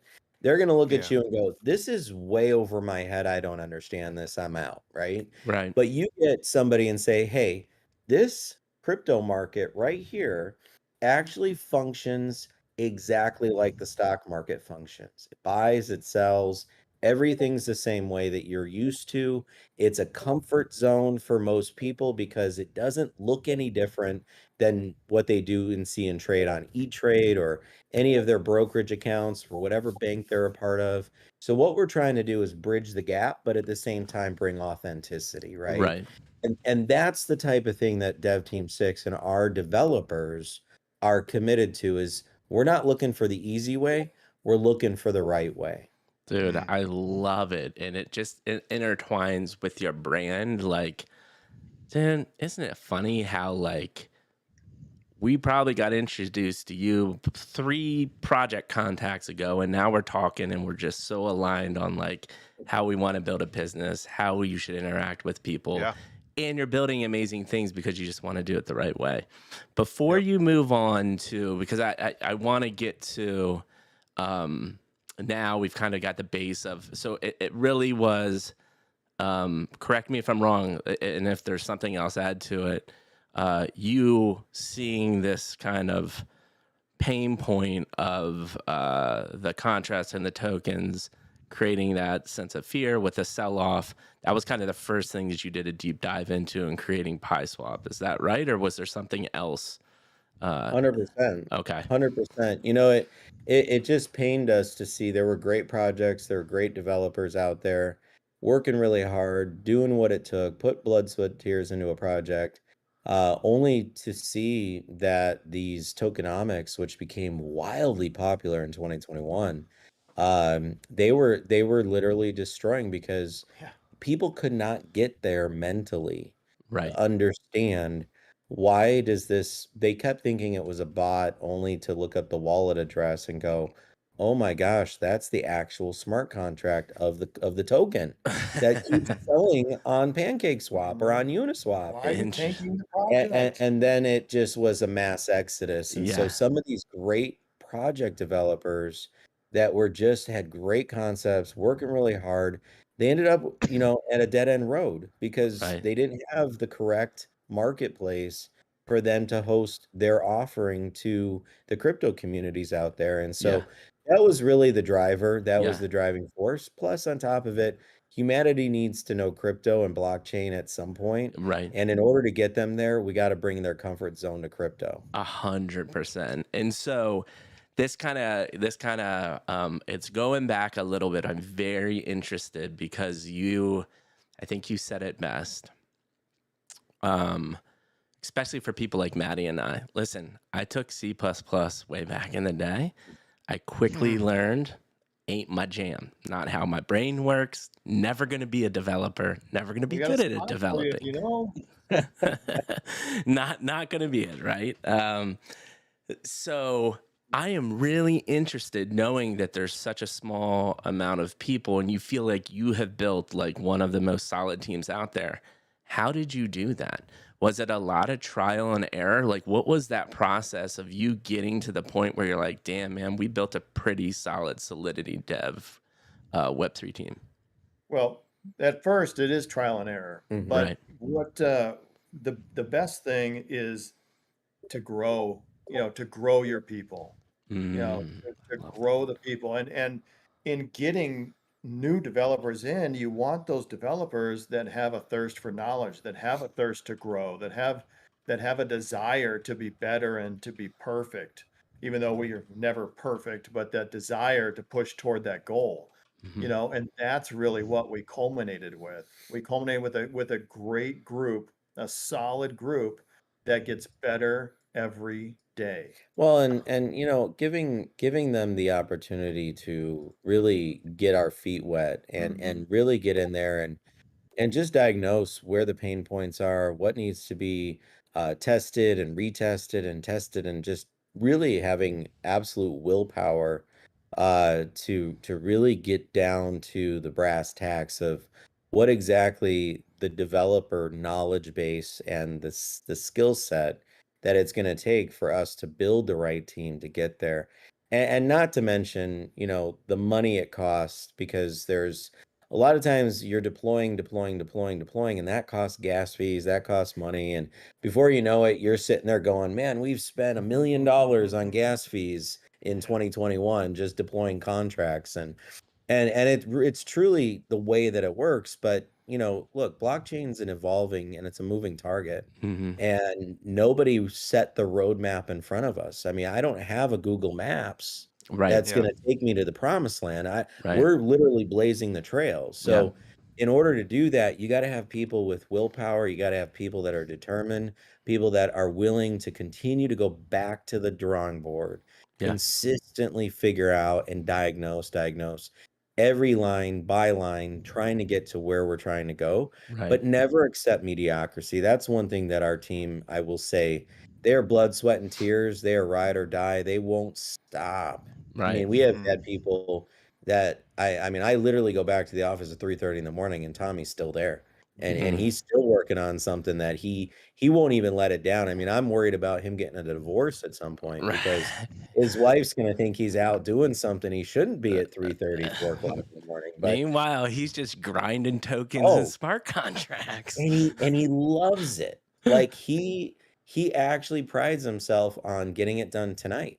Yeah. I mean, that's just passion. It's purpose. It's the kind of people that resonate with us, and that's kind of what we're looking for is people that are 100% all in, because you can't be a little bit in on blockchain. You can't even be partially in, or hey, this is my 8 to 5 job. This is what I do just to kind of have a salary kind of thing. Right. You Yeah. got to have a real purpose as to what you want to be and why you want to be here and why this matters to you. And when you find those right people, I mean, it took us a good year and a half to get to what I call, I mean, I feel like we're on autopilot now. Yeah. I legit, I could go to our team tomorrow and say, hey, let's draw up a NFT marketplace. And within 2-3 weeks, we could put up a marketplace that's not a clone, that is from the ground up, that is custom built with awesome features that might, be able to challenge OpenSea or Looks Rare or any of these other ones, Hmm. and bring features that they've missed or they have pain points on that a lot of, collectors or investors are complaining about. And I would say successfully do a great job and high quality. If you ever want to see Pi Swap or Pi, just go to pi.net, pye.net. Okay. You can take a look at the website. If that doesn't tell you a little bit about the team, look at Pi Swap. You'll see on there's also Pi Lab. Pi Lab is actually, I mean, this is more technology stuff, and I know we got to get into NFTs here, but Pi No, Lab this is is actually this is going to what we be want. You're doing an amazing job. I appreciate it, man. Hmm. PyLab will be, it's pylab.com, but PyLab will be, it's already up, it's launched, it's a launch pad. But what's really exciting about PyLab is there's going to be a lab inside of it for operators and developers. And in there is going to be crypto's first ever analytics for data. And when it comes to data, it's pixel tracking, it's all these things that in the real world, in Web Mm, 2, in all these things that exist today already is there, and there's no reason It's standard. it's not yeah. been brought to It's crypto. standard. Yeah. But And nobody. There is love nobody this. out there that you can track your ad from the point that people see it to the point of sale. Mhm. There is nobody. That is impossible in crypto because it takes the DEX or the SEX to fire that tracking pixel Yeah. at that point of sale. And not anyone is integrated to do that. Yeah. Right. I'm How just saying we're crazy is not that? allowed to It's a say sex on standard this tool. stream, man. You gotta hold back. I'm just kidding. That was a bad joke. That was a bad joke. It's Womp, it's C as womp, in cat womp, womp. sex, Yeah. Yeah, not the other one. that's There's no S insane, in that right? one. Like that technology in the Web 2 ad world was built decades ago. Yeah, absolutely. Yeah. And what's even And it's crazier, now available. and what's really hard is, you got communities out there, they're bugging the devs. Hey, are you guys going to market? Are you going to do this? You're going to do that? I'll never forget the day that we had our community at one point. And this is a long time ago, long time ago. Yeah. They were begging us and they're like, hey, we got to market in China. And we're like, hey, yeah, let's market in China. It's a great idea. Let's see what we could do.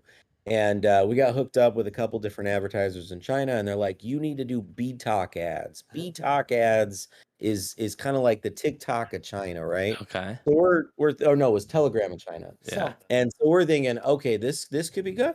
Yeah. Let's give it a go. Yeah, well, find out it's going to cost us 450 grand for TikTok or for BTOC ads in China, right? No. So we sign up, community's pressuring us, hey, let's do it. Guess what? We spent $450,000 on BTOC ads for this project in China, and we had no way to track it. We had no Right. way to know, Who did knows? anybody, and here's what's even better is you can't even access the BTOC app in the United States. Right. So Right. here we Oof. are, completely blind, have no idea if what we spent or what we were doing there is even working, or if there's a way to optimize it. You know, we Dude. can't test or A/B test anything. Yeah. Same thing with Facebook. When you run Facebook ads, Instagram, it doesn't matter. Instagram on NFT ads, it doesn't matter. If you can't track the outcome and you can't track the actual point of X, whatever the X result is, Right. you're blind. And Right. so you're trying to optimize stuff that you're just guessing. Yep.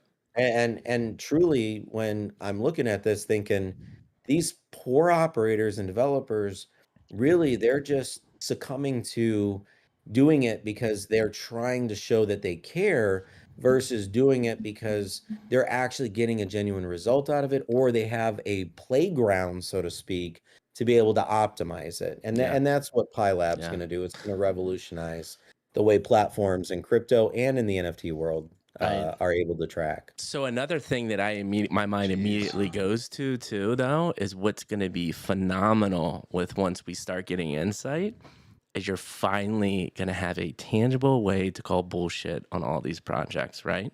Because you're going to be able to say, Mhm. oh, you got 150 followers in 3 days. That's all botted bullshit because here's how much money it actually takes to get 20,000 real followers. And here's where 100%. we spent the money. And here's the ROI on the real dollar spent. So go waste your time spending your money on that project, but it's going to lead to nothing. Right. That 100%. is That's- very powerful. No, it's game changer. Yeah. Yeah.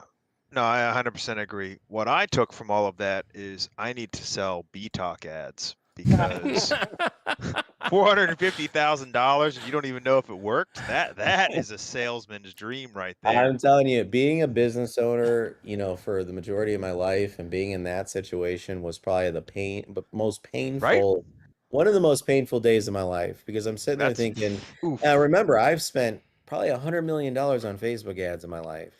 And I could metrics for days, tracking for days, A/B testing, you name it. And here I am spending $450,000 on BTOC ads. I have no way to track any of it and get any results to know Dang. about what I didn't even get to see what the ad looks like in real Yeah. time. Yeah. I don't know nothing. Oh my I'm gosh. blind. Well, I Well, will say go ahead, Manny. we're gonna have to have a conversation, in the future, because I know some of the ad stuff is some stuff that Mikey's been playing with, and it sounds like you're already an expert. I mean, $100 million What we do, on my anything. friend. I mean, That's what we do. man. Well, that's what yeah. I was about. Like Maddie literally took the words out of my mouth. I'm gonna have to get your personal information. I am looking for my next mentor. We need help growing our business. I would love a little help. I'll even pay for a couple rounds of golf when I'm out in Arizona. Whatever you love to see need, I people got you win. covered. Yeah. Hey, we're already paid back as long as we see you win, my friend. Oh my God, dude. You guys are the freaking best. I cannot wait to hug it out in real life because I think I told I was telling G Money this. I have family that lives in Phoenix area. Hey, come visit. I come out often. visit. You're in Phoenix, right? Yeah, we give out free hugs, I Oh. promise. Game time. Well, I give out hugs. He gives out handshakes. Well, you're not gonna have the choice with Mikey. Mikey hugs regardless, so Yeah. just be prepared. Yeah. He's coming. He comes in there. He's I've yeah, almost you been. can't avoid it. He I've- softens Only up. awkward side hug. I'll side hug you. I've almost been, true story, I've almost been decked a couple times trying to hug somebody that didn't want to get hugged. But, even they succumbed to the Mikey G charisma. He Charisma. softens Yeah. up. He plays hard, but he softens up. All right. So, insane conversation. Not only have we Yeah. talked about love, life, and the pursuit of happiness, now we're talking about changing the world with your Web3 brains. But what's really cool is I just want anyone who listens to this video in the future or who is listening now, to me, and I'd love to hear your thought, Manny, what I boil down, which I think is so special, and this took me, and I'd actually love to hear your response, Bill and Eric, too, is when I would say the 25-year-old Mikey G, when you just went down into the weeds about how you created a swap and the different technology, my brain would have shut down, right? But the Mikey G now, what I heard is anything is possible, a sense of team, a sense of purpose, doing things the right way and taking time to do that. That's the magic, man.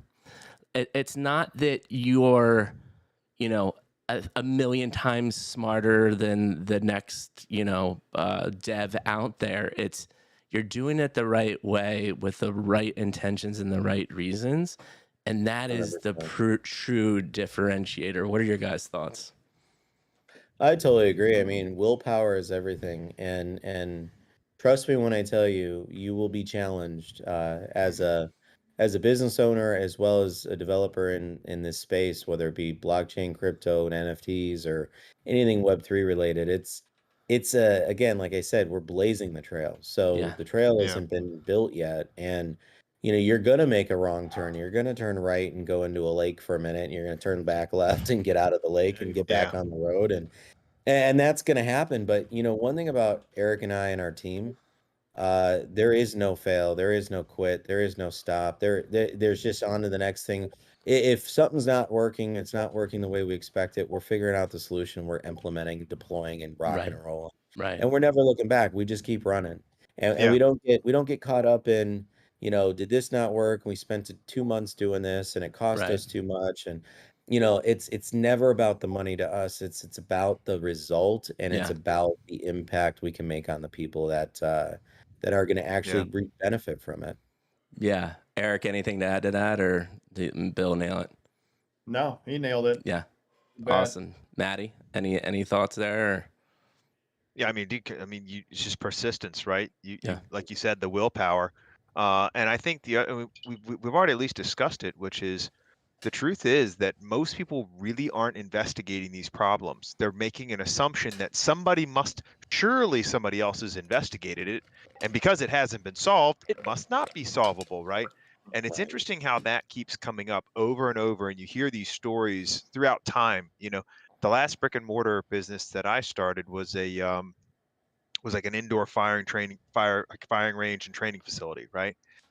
What's funny about it is the location that I wanted to open it up, I started probing, started asking around, hey, is there, because I'm thinking this would be the perfect spot. Why isn't there one here? Surely somebody has thought about this, right? So I started asking. And all I would hear is these rumors. Ooh, I heard somebody was doing this, or I heard somebody was doing that, and they got railroaded here, or the county shut them down, or whatever it might be.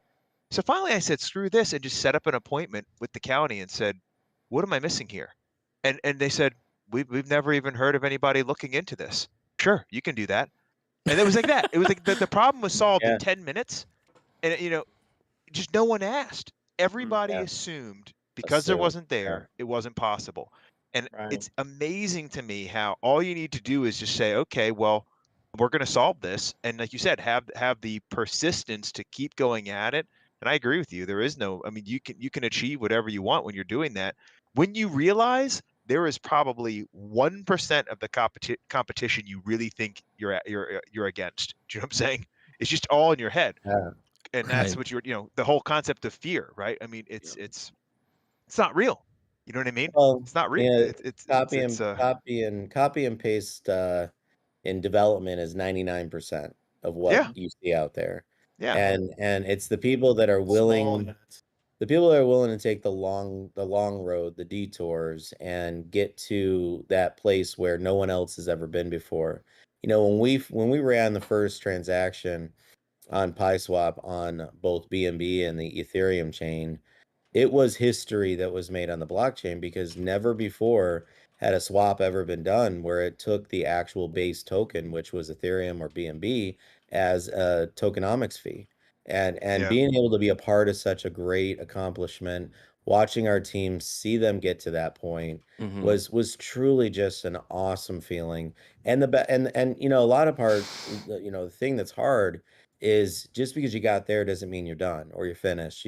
You are continuously going to evolve because we want to be on the forefront. We want to be a leader. We want to become a standard. We want to be something that people remember the work that we did. Whether somebody ends up cloning us and taking it, running with it, we know in our hearts that it made Yep. a difference for humanity. For Again, sure. it's not the money that we're driven by impact, and that's what we get excited about. Dude, Love it. I'm sold. I'll give you my mortgage, man. I'm in. Buy swap, here we come. All right, so you're in crypto, you're solving the world's problems in a genuine right way. How do we get from contract to swaps to now, we're looking at, you got the company built, you've built an awesome team, you've got camaraderie, you're all working hard together. But we also got Sweepers Club and Metatopia World. I'd love to talk about your kind of and G Money did a really good job of kind of explaining how you've literally created the DEX, you've created the token, you've created everything from scratch, and it all is working together. Whereas everything else out there is piecemeal, right? And you guys have created the full ecosystem. So you can talk. Feel free to talk about that a little bit. I don't think you need to dive as much into it. But I think really talking about the evolution of like, what is the problem that Sweepers Club is solving, and what do you think Metatopia is doing different than what's out there? It's a great question. And, I've spent probably probably a good 2 solid years, last 2 solid years, just diving into the NFT space and really in personally investing in the NFT space, personally getting involved in projects, advising projects, making a lot of contacts, just really understanding kind of how the space would evolve over those 2 years. Right. And it reminds me, I tell Eric all the time, the NFT space reminds me so much of the token space from years ago, Yeah. when it was just the wild, wild, wild west. There really isn't any utility that anybody has truly built of any substantial basis, Nope. that is really going to be a true exchange of value for people to buy an NFT and actually see a real exchange of value, but end up keeping the underlying asset. And that's really the basis behind investments. Remember, I was actually 19 years old and fully licensed as a financial advisor, registered with the SEC and all that kind of stuff. So I've been playing in that game for a very long time. So a lot of Right. what we build is built around the mindset of an investor. It's built around what is the expectations and how do you actually deliver to an investor, right? And so over time, we sat there and we got involved with a lot. We had Gary V on our podcast back in May. Dude. We really just got deep Mm. into the space and really got to know a lot of people and got involved. I mean, I'm part of the Proof Collective, part of all these other things that we got involved in, and it was great. And realizing that we build technology, right? And one of the biggest issues we saw, you got Wolf Game, you got all these play to earn games out there, and they were doing great for a little bit of time, and then they kind of just fell off the wagon because a lot of people were just cashing out these tokens, and there really wasn't any basis behind the token itself. And they were doing a lot of emissions. So one of the reasons behind Metatopia was to build a proof of concept behind Swap 2.0, which is that ability to actually build a buyback token in the space, in the NFT world, that allowed us to use a technology that hadn't been done before in play to earn. So that was really the basis behind where we started with Metatopia, to kind of start somewhere but build it up and evolve it into a basis that was solid, that was going to be sustainable at some point. So we're dialing it in. We're not going to start out perfect, but we're going to dial it in, and we're going to continue to build around the liquidity of it. We've built four core utilities that are built into Metatopia. There's Topia Vault, where you can go into the vault. You could bid on items that get auctioned off at 1 Topia token each. There is the in-game exchange for, in-game assets and in-game characters. There's the actual liquidity pool. And then, last but not least, which is one of our favorite, is where you can go in and you can do a peer-to-peer exchange for no fees. There's no fees against doing a peer-to-peer exchange of Topia tokens. So I could sell Eric 1,000 Topia token for half an ETH, and it's not going to really, cost me as if it were costing me what I would pay if I were selling it against the LP. So we're trying to build a proof of concept, something that allows people to see that play to earn games can truly be sustainable. They can be long term, and there can be substance there, and they can have a healthy record. They can build long term over year after year after year, season after season after season. And we're still dialing it in. Right. Season 1 ends, I think, next Friday. And this Friday. And in the off season, probably a couple weeks long, we've got many ways that we're gonna continue to build the weights and the formulas and the basis behind the token and how it's really gonna, be able to be built on a solid frame for the future and how we build into season 2 and things like that. Right. What's exciting about the Topia Vault is the Topia Vault's going to be filled with all sorts of really cool stuff. It's NFTs. You could bid on NFTs in there. There's going to be real world products. And I'm not going to name names, but I'm not talking where you stake your NFT, you earn a trucker hat, at the end, or you end up, I mean, trust me, trucker. I'm not saying which project it was, but I remember buying I a mean- NFT. I bought multiples, but I bought one. The NFT was $50,000. I staked it for 60 days and got a trucker hat. Well, let's repeat that. Like that's what's crazy to me, man. It's the Tens craziest of thing. millions of dollars these projects have made, and their big idea is to stake an NFT for a trucker hat. Whoa, And whoa, no, whoa. And We stickers. haven't seen the trucker hat. Hey, I think we burned Because I that trucker think- hat, if it's, I mean, could hey, you it better imagine? be lined in platinum. I know. And it better have like a rarity of one Yeah. unique, stitched by the president, and Yep. it And like came plug and from, play with my Oculus, like just right there. yeah, Yeah, I like got you. it legit connects to everything in the world all simultaneously, like something special. But and then it gets even better. If I went another 30 days, now I'm 90 days staking these $50,000+ NFTs. And my reward for my 90-day staking was stickers. I got some stickers Oh no, you in the didn't. mail. You got They stickers. were amazing. Did you have an immediate flashback to 5th grade as like you're getting a gold star for doing something good? Well, and then I'm thinking, well, there must be value in these stickers, right? So, I'm checking eBay. I'm like, is there like some special edition of some sort here that I'm missing? Because I don't even know that my 9-year-old would want those stickers, let Oof. alone me as an adult would want these Dang. stickers. But anyhow, that was the reward. But go back to Topia, the Topia Vault.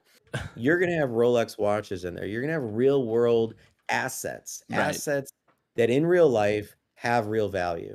And the goal is obviously you earn Topia token. Mhm. Every item that goes in there, it might be on auction for 30 days. It might be auctioned for 14 days. It might be 7 days. It might be 2 months or 3. We might throw a Tesla in there that's on there for 90 days on the auction, but it starts at 1 Topia token, which is what makes it so unique, because it's exciting for the holders that are generating these tokens within the play to earn game, that Yeah. they can now actually exchange these for real world assets. Right. Not just That's go cool. dump them on LPs Yeah. and go push them out there and watch their whatever reward token, go to zero at some point. Yeah. And so the good news is Topia kind of was what built us into what we call Legacy Labs. Yeah. Legacy Labs so MetaTopia was originally called Legacy Friends. Yep. And so we had this section in Legacy Friends that we call Legacy Labs. And Legacy Labs is where we feel there's a lot of talented people in the world. And we genuinely do. I mean, I know there's people in every country. I don't care if it's, somewhere in a poor country somewhere where people are trading rocks and dirt and all this stuff and they barely have water. There's talented people everywhere. Yeah. And what we want to do is we want to foster the development movement. And we want to give people in the space, whether they're an investor, whether they're just an enthusiast, wherever they're coming from, whatever their background is, whatever their story is about, we want to give these people access because we believe our team is one of the best teams out there when it comes to Solidity, blockchain, you name it. So to give them the ability to come into Legacy Labs and inquire by pitching us what their concept is, what they want to create. There's a lot of creative people in the world. Tons. And give them an opportunity to actually be accepted into our program. We go through the development phases with them. We develop their project for them as them being the creator, the developer, everything. They just use our team. And we're not looking for it because we're going to charge them for it or any. If you're a holder of a MetaTopia NFT or you're a holder of a Legacy Labs NFT, which Sweepers is part of that. That's one of the expansion pieces. That really is the feeder. It's going to be a feeder that's going to be coming out tomorrow. But essentially, if you're a holder or a community member or anything, it qualifies you to get access to our team and utilize our team. And one thing we're about is we're not looking to partner with you so that way we get credit or we actually are able to go out there and make extra money on your project or anything like that. We just want to foster real, authentic, genuine development in crypto and be giving people an access point to do it the right way. And that's what Legacy Labs is truly all about. And so we built Legacy Labs and we changed Legacy Friends over to MetaTopia. We switched the name of it because it just made more sense. As opposed to Legacy Friends, it made more sense to be MetaTopia. So we Right. switched Okay. it all over. And now Legacy Friends, not Legacy Friends, Legacy Labs is actually about to deploy the first proof of concept of what the labs are all about. And it is all about bringing true exchange of value utility. So, we built Sweepers. The vision behind Sweepers was to give anybody at any stage. It doesn't matter if you've ever owned an NFT before or you're a guru and you have 17 bored apes and a bunch of mutant apes and you're killing it on art blocks and all these other projects and a bunch of moonbirds. It doesn't matter what level you're at. What Sweepers is all about is building a community collective that is building their portfolios through going and dissecting the projects that are out there in the NFT space and proposing which projects to actually sweep. And when I say sweep, it's sweeping the floor. So there's a treasury. The money that is from all the actual sweepers that are sold goes into a treasury. That treasury is a community treasury. That money is used for all proposals. So if you own a sweeper, you're able to vote on all proposed projects and what amount of ETH is going to be used out of the treasury to go sweep those assets. But unlike your typical NFT DAOs or your NFT projects that are out there, these degen sweepers and things like that, unlike those, what we're doing is we're actually going to sweep the floor and we're going to take those assets and we're going to put them in the sweeper's vault. And inside the sweeper's vault, everybody that owns a sweeper before, I kind of skipped a step there, but there's the garage essentially. And in the garage, you stake your sweeper to earn 10 dust tokens. In those dust tokens that you're earning per day, you're going to be able to take those dust tokens into the vault, all swept assets, 100% of them that get swept from all proposals that are approved by the community, all community governance. They will go into the vault and they'll start at 1 dust token apiece. So it's really going to be a way for anybody that gets involved to truly build their portfolio. Again, you're going to get access to NFTs that are going to be a fraction of what you probably would have been paying for them if you were out there personally buying them on the secondary market. You're going to get access to all sorts of different blue chip projects. So the idea is to give kind of the enthusiast, the person that wants to build their portfolio, an opportunity to do that. The second thing is, let's say you get into sweepers and you're just the project hasn't swept anything that you're really excited about, right? Mm-hmm. Maybe you don't want a board ape. Maybe you're not interested in moonbirds. Maybe you're thinking, high rise isn't going to happen for another 2 years, right? At this stage, right? So you're thinking it's going to be a while. I'm not really looking for an other side deed right now, right? So what you might Maybe you be, don't want ENS domain. or you don't want an ENS domain, whatever it may be, you might be just that person that bought your sweeper, you're staking, you're making your votes when the proposals come out, and you're just collecting dust. Sit there collecting dust. You're just collecting dust, right? Love it. And so you go in the garage, you realize you got 2,000 dust tokens to harvest. You harvest your 2,000. Now, mind you, dust token has no LP. There is no LP. It isn't tradable on a DEX. It will never be tradable. I'll say this phrase one more time, on a SEX. It's a CEX, not S. I know. But I know. it will It's never a be. centralized exchange. It is nothing more than just a reward token. Its value is determined by two things. One, the vault. So you could bid with it in the vault on all swept assets. So its intrinsic value is built through the vault. It is also built through the peer-to-peer exchange. So I might, not want to buy anything in the vault, but I've got 4,000 dust tokens or 2,000 dust tokens that have collected dust in the garage. So I go to the peer-to-peer. It's called the Dust Exchange, by the way. I go to the Dust Exchange. I list my 4,000 dust tokens for 1 ETH. I'd buy it now. And I never have to actually get any of those NFTs out of the vault. I literally can just go sell my dust because this guy behind me here is trying to buy a Bored Ape. And he needs probably a good couple thousand more dust tokens because he's short. He's not going to have enough to be competitive. And that bid ends in 24 hours. And he needs another couple thousand dust tokens. So he goes into the Dust Exchange. The only place he can acquire dust is from the Dust Exchange or from the garage. And if he doesn't have enough sweepers on a daily multiplying to get him enough dust from the garage, he's got to go to the exchange. So he goes in the exchange. He sees my listing, 4,000 dust tokens for 1 ETH. He either makes me an offer. Maybe he offers me 0.8, just like you buy an NFT on OpenSea, you can make an offer, right? Same concept, same swap process. Everything works the exact same. Or he doesn't want to deal with it. He wants to guarantee he gets those 4,000, right? So he just buys it now for 1 ETH. So now he's got his 4,000 dust token, and I just generated 1 ETH that goes into my portfolio, and now I'm building up my ETH. But guess what? I still earn 10 more dust tokens tomorrow. Yeah. And the next day, and the next day, and the next day. And it just continues on. And that's the best thing about sweepers. It's forever. It's never going to stop. I love It's just it. going to continue.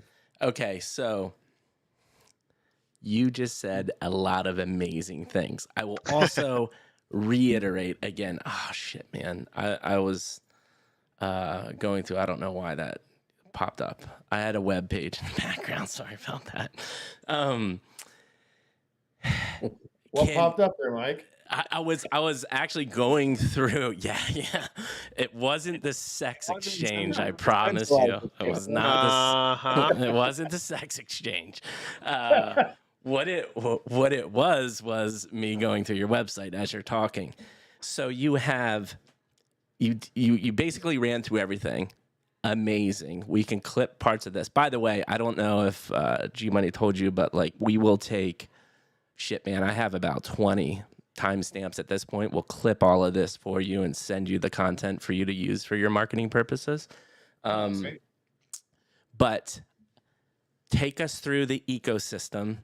How do I get a sweeper? How do I get a MetaTopia NFT? I staked a Genesis last stream, have yet to even have time to go at it. Please tell me I can still mint a rat. Or are they gone? No, you can still get a rat. Hell yeah, man. There's a couple hundred left. I'm going to do a rat right after this. I guarantee you there's left, so you might be lucky. Oh, fudge. All right, I'm going to go do it right after. I guarantee you there's people in this chat going to buy some of your NFTs right now. Yep. They're excited. Yeah. So break all of this down to me. I am 100,000% sold on what you just said. What's the best way to get into the ecosystem? And how does all of this work together? So for Metatopia, secondary market, obviously for alpha or the Genesis assets, there's I think a grand total of 5,400 total Ish. character assets, NFT assets that are available out there on OpenSea. Mm-hmm. So that would be your best bet to get involved in the Metatopia game. You go to metatopiaworld.com. That's where the game is actually featured. The Git book, the information on how the game rules work. Season 1 information is there, and it's not too late to buy a Genesis asset or an alpha asset and earn some Topia token So what is the before season difference 1 ends. between the two? Real quick clarification. What So does alpha get you opposed to Genesis? it's really the level of earning. Yeah, that's what I Alpha figured. is truly the highest. It's the most dominant in the game. There's 4 segments in the game right now. We're adding Wastelands, which is already where the rats come into play. That's what you're minting now. Yep. But the essentially the alphas can go anywhere in the game. They can stake into any one of the games that's out there. There's 4 segments that they can go into now. The Genesis are actually related to their specific segment of the game. So they kind of stay in that section. So if they're a chef, they're part of the pie market, so they're gonna stay in the pie shop. They're gonna be part of the game flow, the pie swap or the pie shop, that type of thing. But the Genesis, there's 3 tiers. There's tier 1, tier 2, tier 3. A tier 1, tier 2, or tier 3, that just kind of levels up based on the amount of Topia that those assets typically earn in a day. Anything that's alpha is like a tier 4 level earning. Essentially, they earn the most Topia tokens of any other asset that's out there. Can you level And up a then Genesis to tier 4 by using Topia token?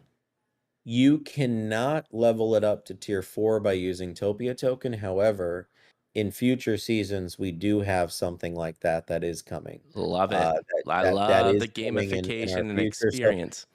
back to us kind of developing this game story. Mm-hmm. Season 1 was to get everything out there, build the story behind what was going to happen in season 1. It's absolutely probably at a 20% of the capacity of what season 2 and season 3 are bringing. We're putting the rats in there. They're going to invade Metatopia next season. I love it. It's going to be a lot of fun, and the alphas are going to have different roles. Things flip-flop all the time. We have the legend is really the voice of the game. So in our Discord, when the legend speaks, everybody listens. It's a lot of fun. So we kind of went through a lot of the different games out there and took a lot of the best practices, but we really wanted to do something that is going to be a long-term sustainable game. And so we put the Topia Vault. We've got 4 core true utilities that are built behind the game. There's also a grand total of 10 plus utilities and applications of where you can use your Topia token. So there's kind of like in Metatopia right now, there's a bull run. You can run the bull run, you can bet on your bull, and it tells you whether you win or lose. It's all randomized, it's all built through Chainlink. So there's a lot of really cool stuff there. There's the pie market. You could buy a pie. You either get a pie with 80 tokens in it, or you get a pie with 250 tokens, Metatopia tokens in it, or you get a dud and you get nothing in it. So there's different ways to apply your Topia token within the game, pretty much in every segment. Yeah. But season 2, it's going on steroids. It is going to a whole nother level. People are going to be, they're going to get the addiction feel. The addiction is people are going to have to question whether or not they should get back to work or they should keep playing Metatopia is what's going to happen. Eric and I have done that with other play to earn games in the NFT space Right. over the last year and a half. Like, this isn't our first rodeo. We've been playing, we've been testing, we've been looking at every other game. We've seen the good ones, the bad ones, the ones that failed. We bought assets and actually executed against their gameplay and everything. So we wanted to really go hands on. So we have applied everything we've learned to Metatopia. It's super early on Metatopia.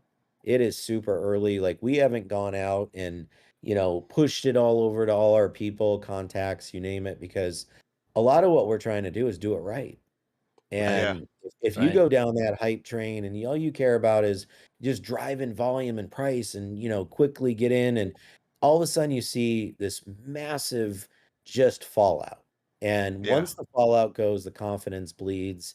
And That's once it. you start bleeding, it's over. I mean, you might as well find a truck that's going to put you in the back and throw you in the dump somewhere because you have no chance of coming back to life. And so our goal is to build organically as deeply as we can with some very, very, very solid, good core utilities that are intrinsic in value, that bring true retail, or no, true real life exchange of value to the holders. And that really is where Metatopia is at. But buy on the open market, on OpenSea, or in the secondary markets, and come play with us on Metatopia World. When it comes to sweepers, sweepers is just going to be an absolute freaking time of your life. If you are interested at all in NFTs, the community is just absolutely so much fun. Sweepersclub.com is where you would buy. They are the first ever sweeper number one is going to get auctioned off tomorrow, sometime between 3 p.m. and 5 p.m. PST. And we're super excited about it because it's history of the project. It's Mm-hmm. historical. It's got awesome value to it. I'm a big little nouns holder. I'm also, involved in the noun side of things. So we kind of took that framework, the front end of it, but that's where it stopped. The rest of it was true exchange of value. How do you build like a real treasury that does drive value into the actual holders? Where can they see a true return on those assets? And we went through all that a little bit earlier, but you bid on sweepersclub.com. The auctions all start at 0.01 ETH. So they're not expensive. Any sweeper that gets generated and auctioned off starting tomorrow will start at a bid of 0.01 ETH. Where the market takes it and what the market values those sweepers at is really going to be up to the market. We're not trying to value them, but the good news is whatever they sell for, the value goes into the treasury and it is used to sweep assets that then go into the sweeper's vault. So lots of fun coming there. We also have once a week we're going to be hosting a sweep tank, which is going to be on Twitter Spaces. Sweep tank is going to have 4 advisors that will be hosting the sweep tank. We'll be taking applications from various projects. So our goal with this is to give the NFT projects out there an opportunity to gain exposure for the right authentic developers, the right people that are doing good things in the space, that are really want to build good utility behind NFT. We're going to be fostering what they do by bringing them into our space. It's called Sweep Tank. Sweep Tank is we're essentially going to let them pitch us for 5 minutes. 4 advisors, they're going to decide whether that project gets to move on to the second round, or we thank them for their time and we say, hey, come back to us when when you think that you're ready again, and we'll see if maybe now's the time. So once they get moved on to the second round, essentially we at the end, maybe there's 10 projects that pitch on a sweep tank once a week. Those 10 projects, maybe 4 got pushed through to second round. Of those 4, they all get proposed to the community. Remember, it's all voted on, 100% community governance. The community gets to decide which project they want to sweep from the sweep tank. And then a sweep takes place, those assets end up in the vault. And then the community can decide who wants to bid on them with their dust token, and who knows, hey, there's some FOMO going on here with these assets. I'm not interested. I'm just gonna go sell my dust token, pull it out of the garage and put it in Yeah. the dust exchange and make some extra ETH. So there's a lot of ways, there's so many different avenues and So the ways to only cash way out. to buy these assets, though, will ultimately be dust token by staking your sweeper. Yes, Okay, cool. out of the vault. And I'm just saying, Maddie and I have talked to a lot of people in the space, and we are Yeah, excellent AMA hosts. So if you're trying to fill those advisory true. roles, Oh, This is true. absolutely. We would love to have you guys. we We would love to have you. definitely would love to add into the mix. But so we can talk about that offline. Unbelievable explanation. And listen, man, I'm gonna say it again. I've said this like 10 times already. You're doing it right. Like, this is what even the narrative on the Ape Tank show should be, on any of your Twitter spaces should be.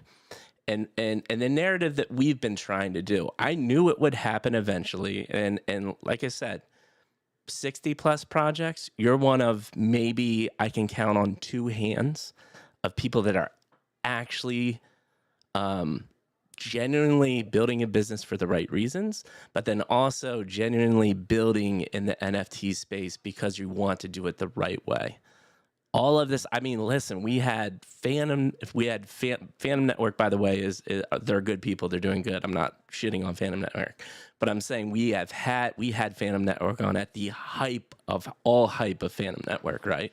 There were 1,000 people watching our stream because they just wanted a pre-sale spot. Pre-sale we spot. get that part, right? They're building, but they got totally shit on because this space, for some odd reason, doesn't understand that the world works at regular pace. And just because you put Web3 in front of it doesn't mean it still takes a year to coin contracts with Rolex or whatever the hell else you want to do. Hate Beast got screwed.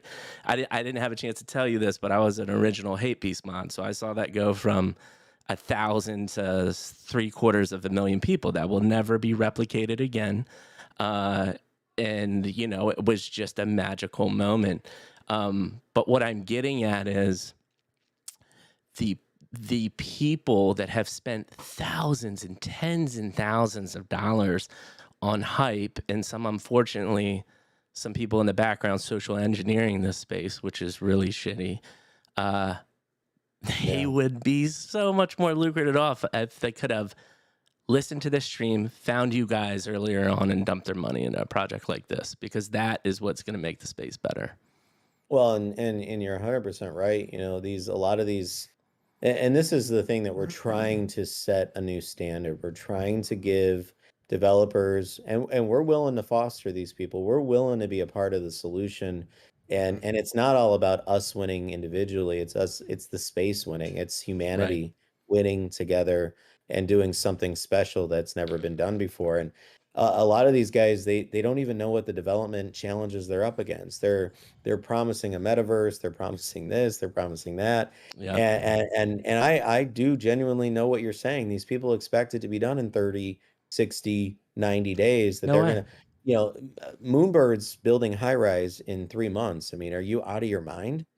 No. That's gonna take 2 years to Right. build. Right. And then you hear Kevin Rose talking about, oh yeah, you know, we're hiring developers, we're doing that. This was like day 3 after they minted Moonbirds. Right. I'm sitting there hearing about hiring developers. I'm thinking, holy cow, what high rise with who?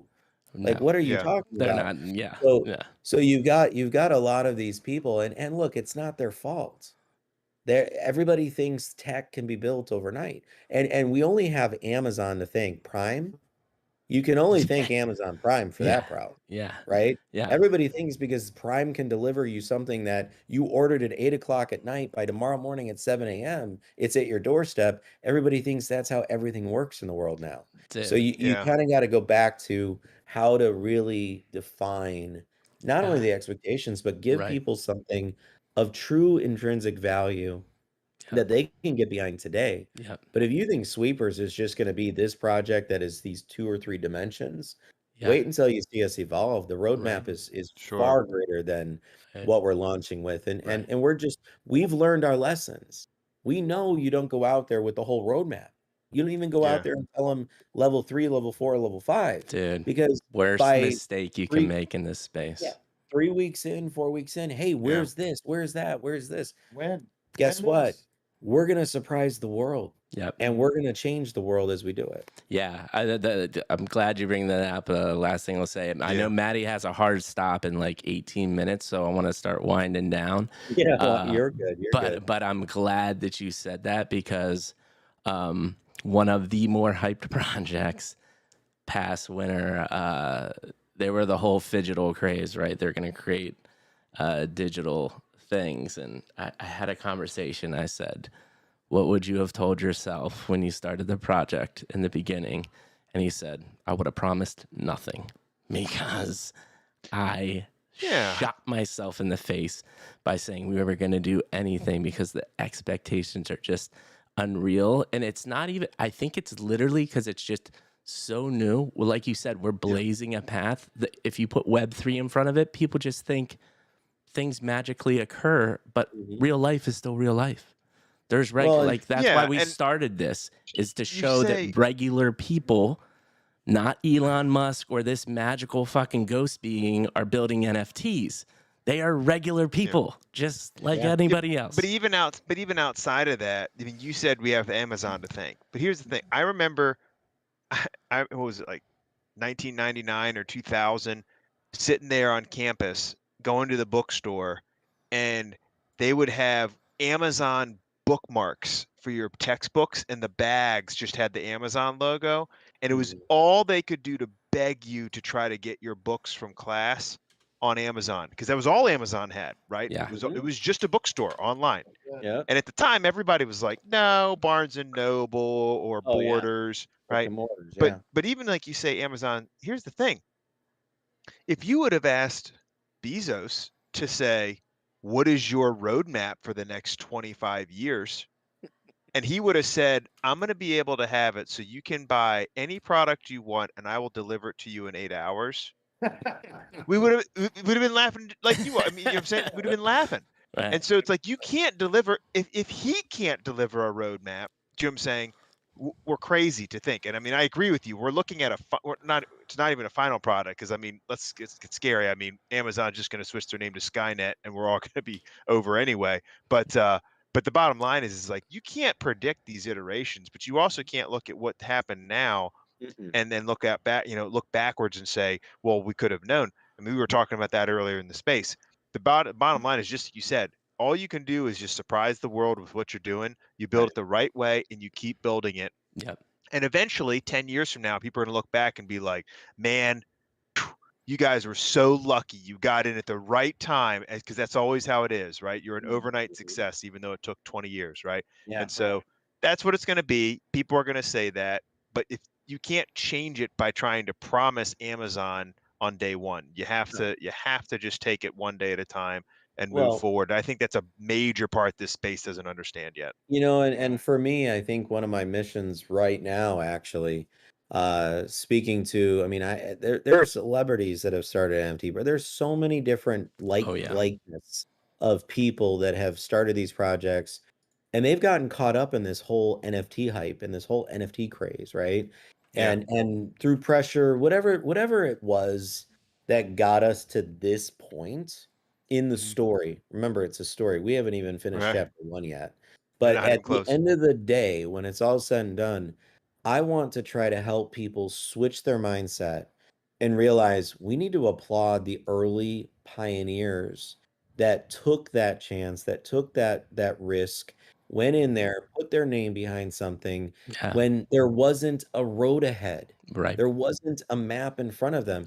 And it's all we want to do is foster this amongst the community of developers, amongst the people of investors. I love that, it. hey, let's take our foot off the pedal for a second and let's all collectively work together and build something what it should have been done in the first place. But let's do it with the right expectations and let's build real, true foundational basis behind these projects. Yeah. 100%. And it's trailblazers. 100%. Yeah. I mean, 100%. And I'll write myself down as one. I mean, I went to OpenSea, their legit Discord, and got scammed by a fake help desk OpenSea agent, you know? Happens all the time. I mean, come on, man. When you're in a space where the quote unquote authority has fake agents that can scam you out of 10 grand, you're early. Yeah. Hey, I like that one. That's good. That's good. That is So, good. You're like I early. said, we're getting close to time. How we kind of wind these things down. Amazing conversation. I can't wait to have many more.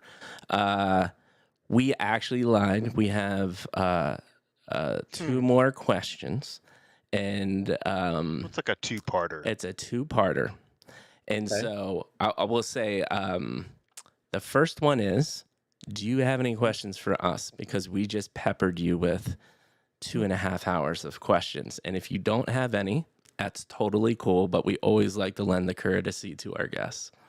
Yeah, I mean, the only question I would have for you is what can we do to help you guys? I mean, we really want to see everybody win, like we said. If there's anything you can think of that we can do to help you guys get to where you're going, that's what we're here for. 100%.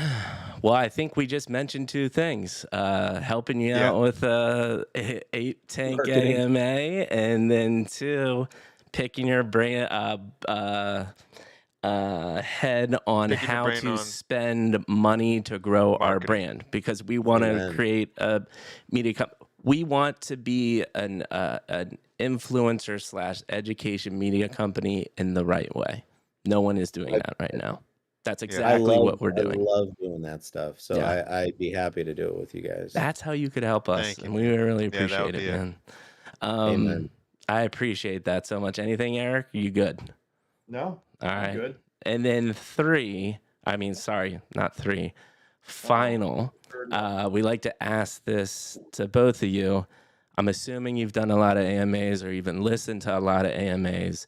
Love to get feedback on how you think this went compared to your typical Twitter AMA space. Any feedback for us? Sure. Let me lead on this one. Okay. I got feedback, but I'll let you start. Well, you guys started, you spent a lot of time on personal, a lot of time on who you are, as far as us. Yeah. Who are we? And really no one else has really done that before. And that was pretty neat. Hmm. Um, yeah, I don't like to talk about myself a whole lot. So, Bill can do a lot of talking on that aspect. Right. But that part, it was different, it was different, and it it had a feeling of home, and really a feeling of acceptance and It really sets you kind of, apart. yeah, Yeah. it was a good start Thank Mhm. you. to the AMA, and no one else does that. So that was good. I like Well, and I think just to kind of add on to what what Eric's saying is 100% the same sentiment I would deliver to you as well. I think we've been part of hundreds of AMAs, hundreds of spaces, you name it, and just being involved in this space is very unique. And working with other people that are also developing or building or growing or kind of constructing platform in this space, I think is very much a interesting endeavor. And working with the two of you, from what I see as two genuine, authentic guys that aren't here for the hype. You're not here for promoting something that giveaways and this and that, and you genuinely want to have the story. And I think you want the real story by diagnosing what is the background behind how we got here, which is absolutely the story that people need to be hearing. And I think that is what's missing from a lot of the storyline, or at least the content that's being put out there. You hear the hype, you hear the story, and you get the what do they call those? The bangers, right? As they Yeah. call them in the Yeah. space. Yeah. But all the bangers, you get all that, and that's exciting and great, but it's temporary. Yeah. The Yeah. story is forever, my friend, and Yeah. that's what you guys are bringing. That I think is entirely different, and I love it. Thank And you. I'll circle you. one more in there for you guys, is that your questions. So you ask us a question, we talk about it, and you have follow-up questions. I mean, your follow-up questions, they weren't just surface questions. Your follow-up questions had depth, and it was a sense of Wow. They, they really listened and they're very interested. So Yeah. you had great questions. Yeah. Appreciate it. Yeah, I mean, I think Maddie and I, we found our calling. We, just as you built a dev team that will stay up till 3 a.m, we could do this all day long. Yeah. Learning people's story Wow. and meeting new people is just fascinating to us.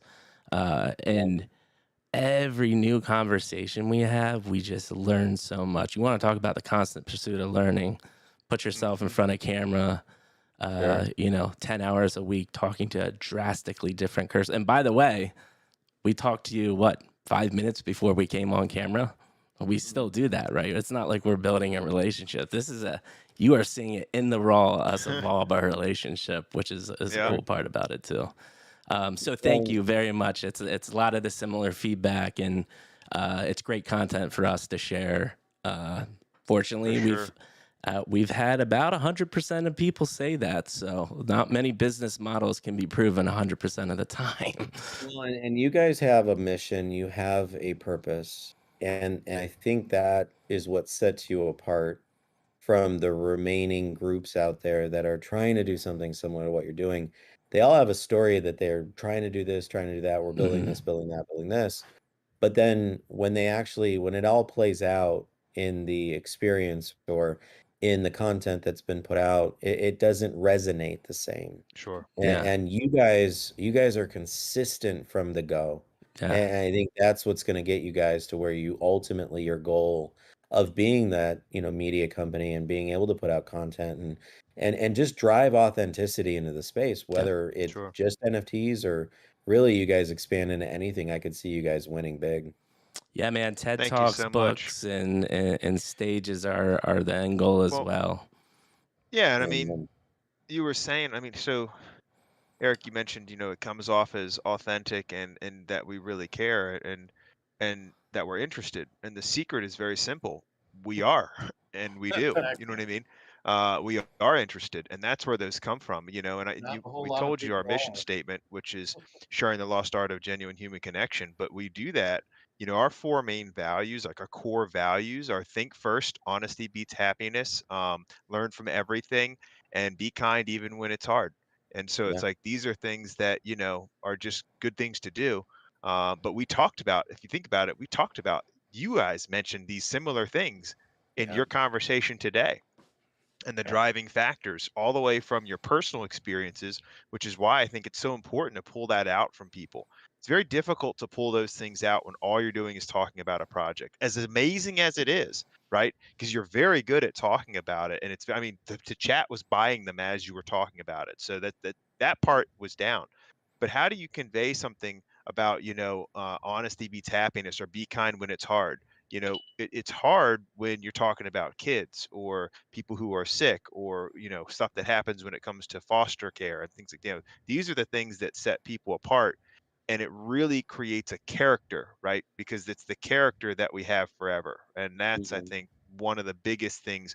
Because if somebody's character's right, I'm okay with them making mistakes. I know where they're going. I know what their North Star is. You know what I mean? Yeah. And I think that that's a big, big factor. Yeah. for And sure. and the product of that is making sure that our content is shared with this space because, like I said, their money should be going to you. Uh, I would say it shouldn't even be going to Moonbirds. It should be going to people that are trying to change the space for the right way, do the right things. That's what life is really about. Hmm. So glad But you you felt guys that. nailed it. That's what we tried to convey. So we're moving in the right direction. And yeah, the two things we would mention, would love your help with. I wasn't even joking too, as kind of a Yeah, let's business do it. mentor, man. You literally speak our language, and I would say the other thing too, what Maddie said is. Not many influencers have a mission statement and four pillars that hold that mission statement up too. So we took months to take a mission statement down to a sentence, and that was a lot of It's brainstorming and hard too. research. It's It not it's is not Sorry. an not easy an thing to easy do. task, man. But Maddie, I'll let you close it out, and I'll close it out, and we can figure out the next time we'll chat. Yeah, don't forget you're coming to Phoenix with hugs. Yes. 100%. I will be there. Yes. I will be there. Maddie, what are your closing thoughts? Well, I'll tell you this. The first thing that happened is we were going through the conversation and I was writing down my notes. And the first note I have here was that you said we're not motivated by currency, we're motivated by impact. And you said it a couple times throughout the conversation in the show, but you demonstrated it. And it was just amazing to have this conversation because I will say we've had a lot of great conversations, but this is one of the times where Mikey said it already, right? We are very aligned with how we think.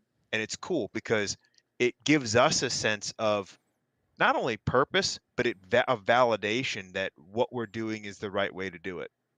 Yeah. And not that we needed that because we knew it was the right thing to do, but it's nice to see people succeeding at a very high level on multiple different levels, right? Because it's not just Web3 that you have your hands in a lot of cookie jars here and you're thriving in them. And not only that, it's not just businesses, right? I mean, you're talking about essentially you're generating revenue for charities and for good causes, and it's your time as a resource that you're donating and using and spending. You're talking about coaching football teams. These are all this is the life that Mike and I talk about. This is the dream. A business where we can make an impact, help people, pay it forward, do that, and also balance a family life and balance the things that matter, right? Our mental, physical, and spiritual health. These are massive, massive components. And there's so many people that only focus on one aspect of that, or specifically only thrive in one aspect of that and neglect the others. And it's just really cool to see that, we always knew it was possible. And there are people who have been able to do it, but it's rare. And it's cool being able to have a conversation with people who are doing that, who are moving forward, who are excited and articulate, and they have a purpose, and they're sharing it with people around them. They're excited for other people to win around them because that's exactly how Mike and I are. And it's just been a pleasure talking with you guys. And I'm absolutely going to remember this conversation. Can't wait to hug it out in the future. Likewise. So, and I'll follow that up. Beautiful words, Maddie. I'm putting my foot down. Hands down, the best conversation we've had on this show. Like, you Thank you. guys, like, I think it's more the alignment of our person, your principles, but you're building the business in the right way. I will forever tell anyone in any minute Twitter AMA or anyone I talk to going forward every day, they should go buy your NFT. These are the types of projects. This is where the space is going, and we will continue to build together. I can't wait to build with you. Because this is what's going to progress what I've been calling NFT 2.0, right? Yeah. I think we've got a lot of educated, especially the people that stay around in the space. Now, don't get me wrong. There's going to be new people to the space, and they're going to get scammed, and they're not going to understand. But there's going to be leaders like us that are doing a way better job of educating and calling out using your pixel tracking that this is a bullshit project and this is not how this works, right? And then finally, I think we didn't get a chance to kind of like talk much before, but one of the things that I always say, and I know this is for sure true, there have been people on the show that have kind of fallen off, but I consider this the beginning of a friendship, guys. Like, Yeah. I can't wait to grow our friendship. This was invaluable time, invaluable lessons learned, and confirmation that we're doing the right thing. So just thank you so much for everything.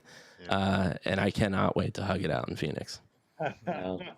We welcome our new family members any day. Absolutely. I will be going to buy an alpha immediately, and I will be getting a sweeper tomorrow. So you can guarantee you're at least selling one sweeper, and it's going to be me. Amen. Don't forget your rat. All right, gentlemen. That's awesome. I know, Before they sell out, yeah.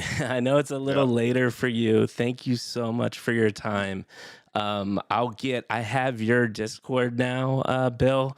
I definitely want to keep on talking to you, so I'll shoot you some DMs, and maybe we can have an offline conversation about how we can collaborate in the future as well. Yeah, let's do it. All right, gentlemen, have a great night. All right, Pleasure gents. meeting you. You guys too. Everyone, awesome. Thank thank you so you much. for stopping by. Midlife Crisis will be back on Thursday. We are talking to the Tripsters. You want to talk about another crazy story? These guys got scammed multi-millions of dollars from the shitty devs that did exist in the space that are now doxxed and out of the space, and they got an awesome comeback story. We'll be back Thursday, 9 p.m. Eastern. Thank you so much for your time.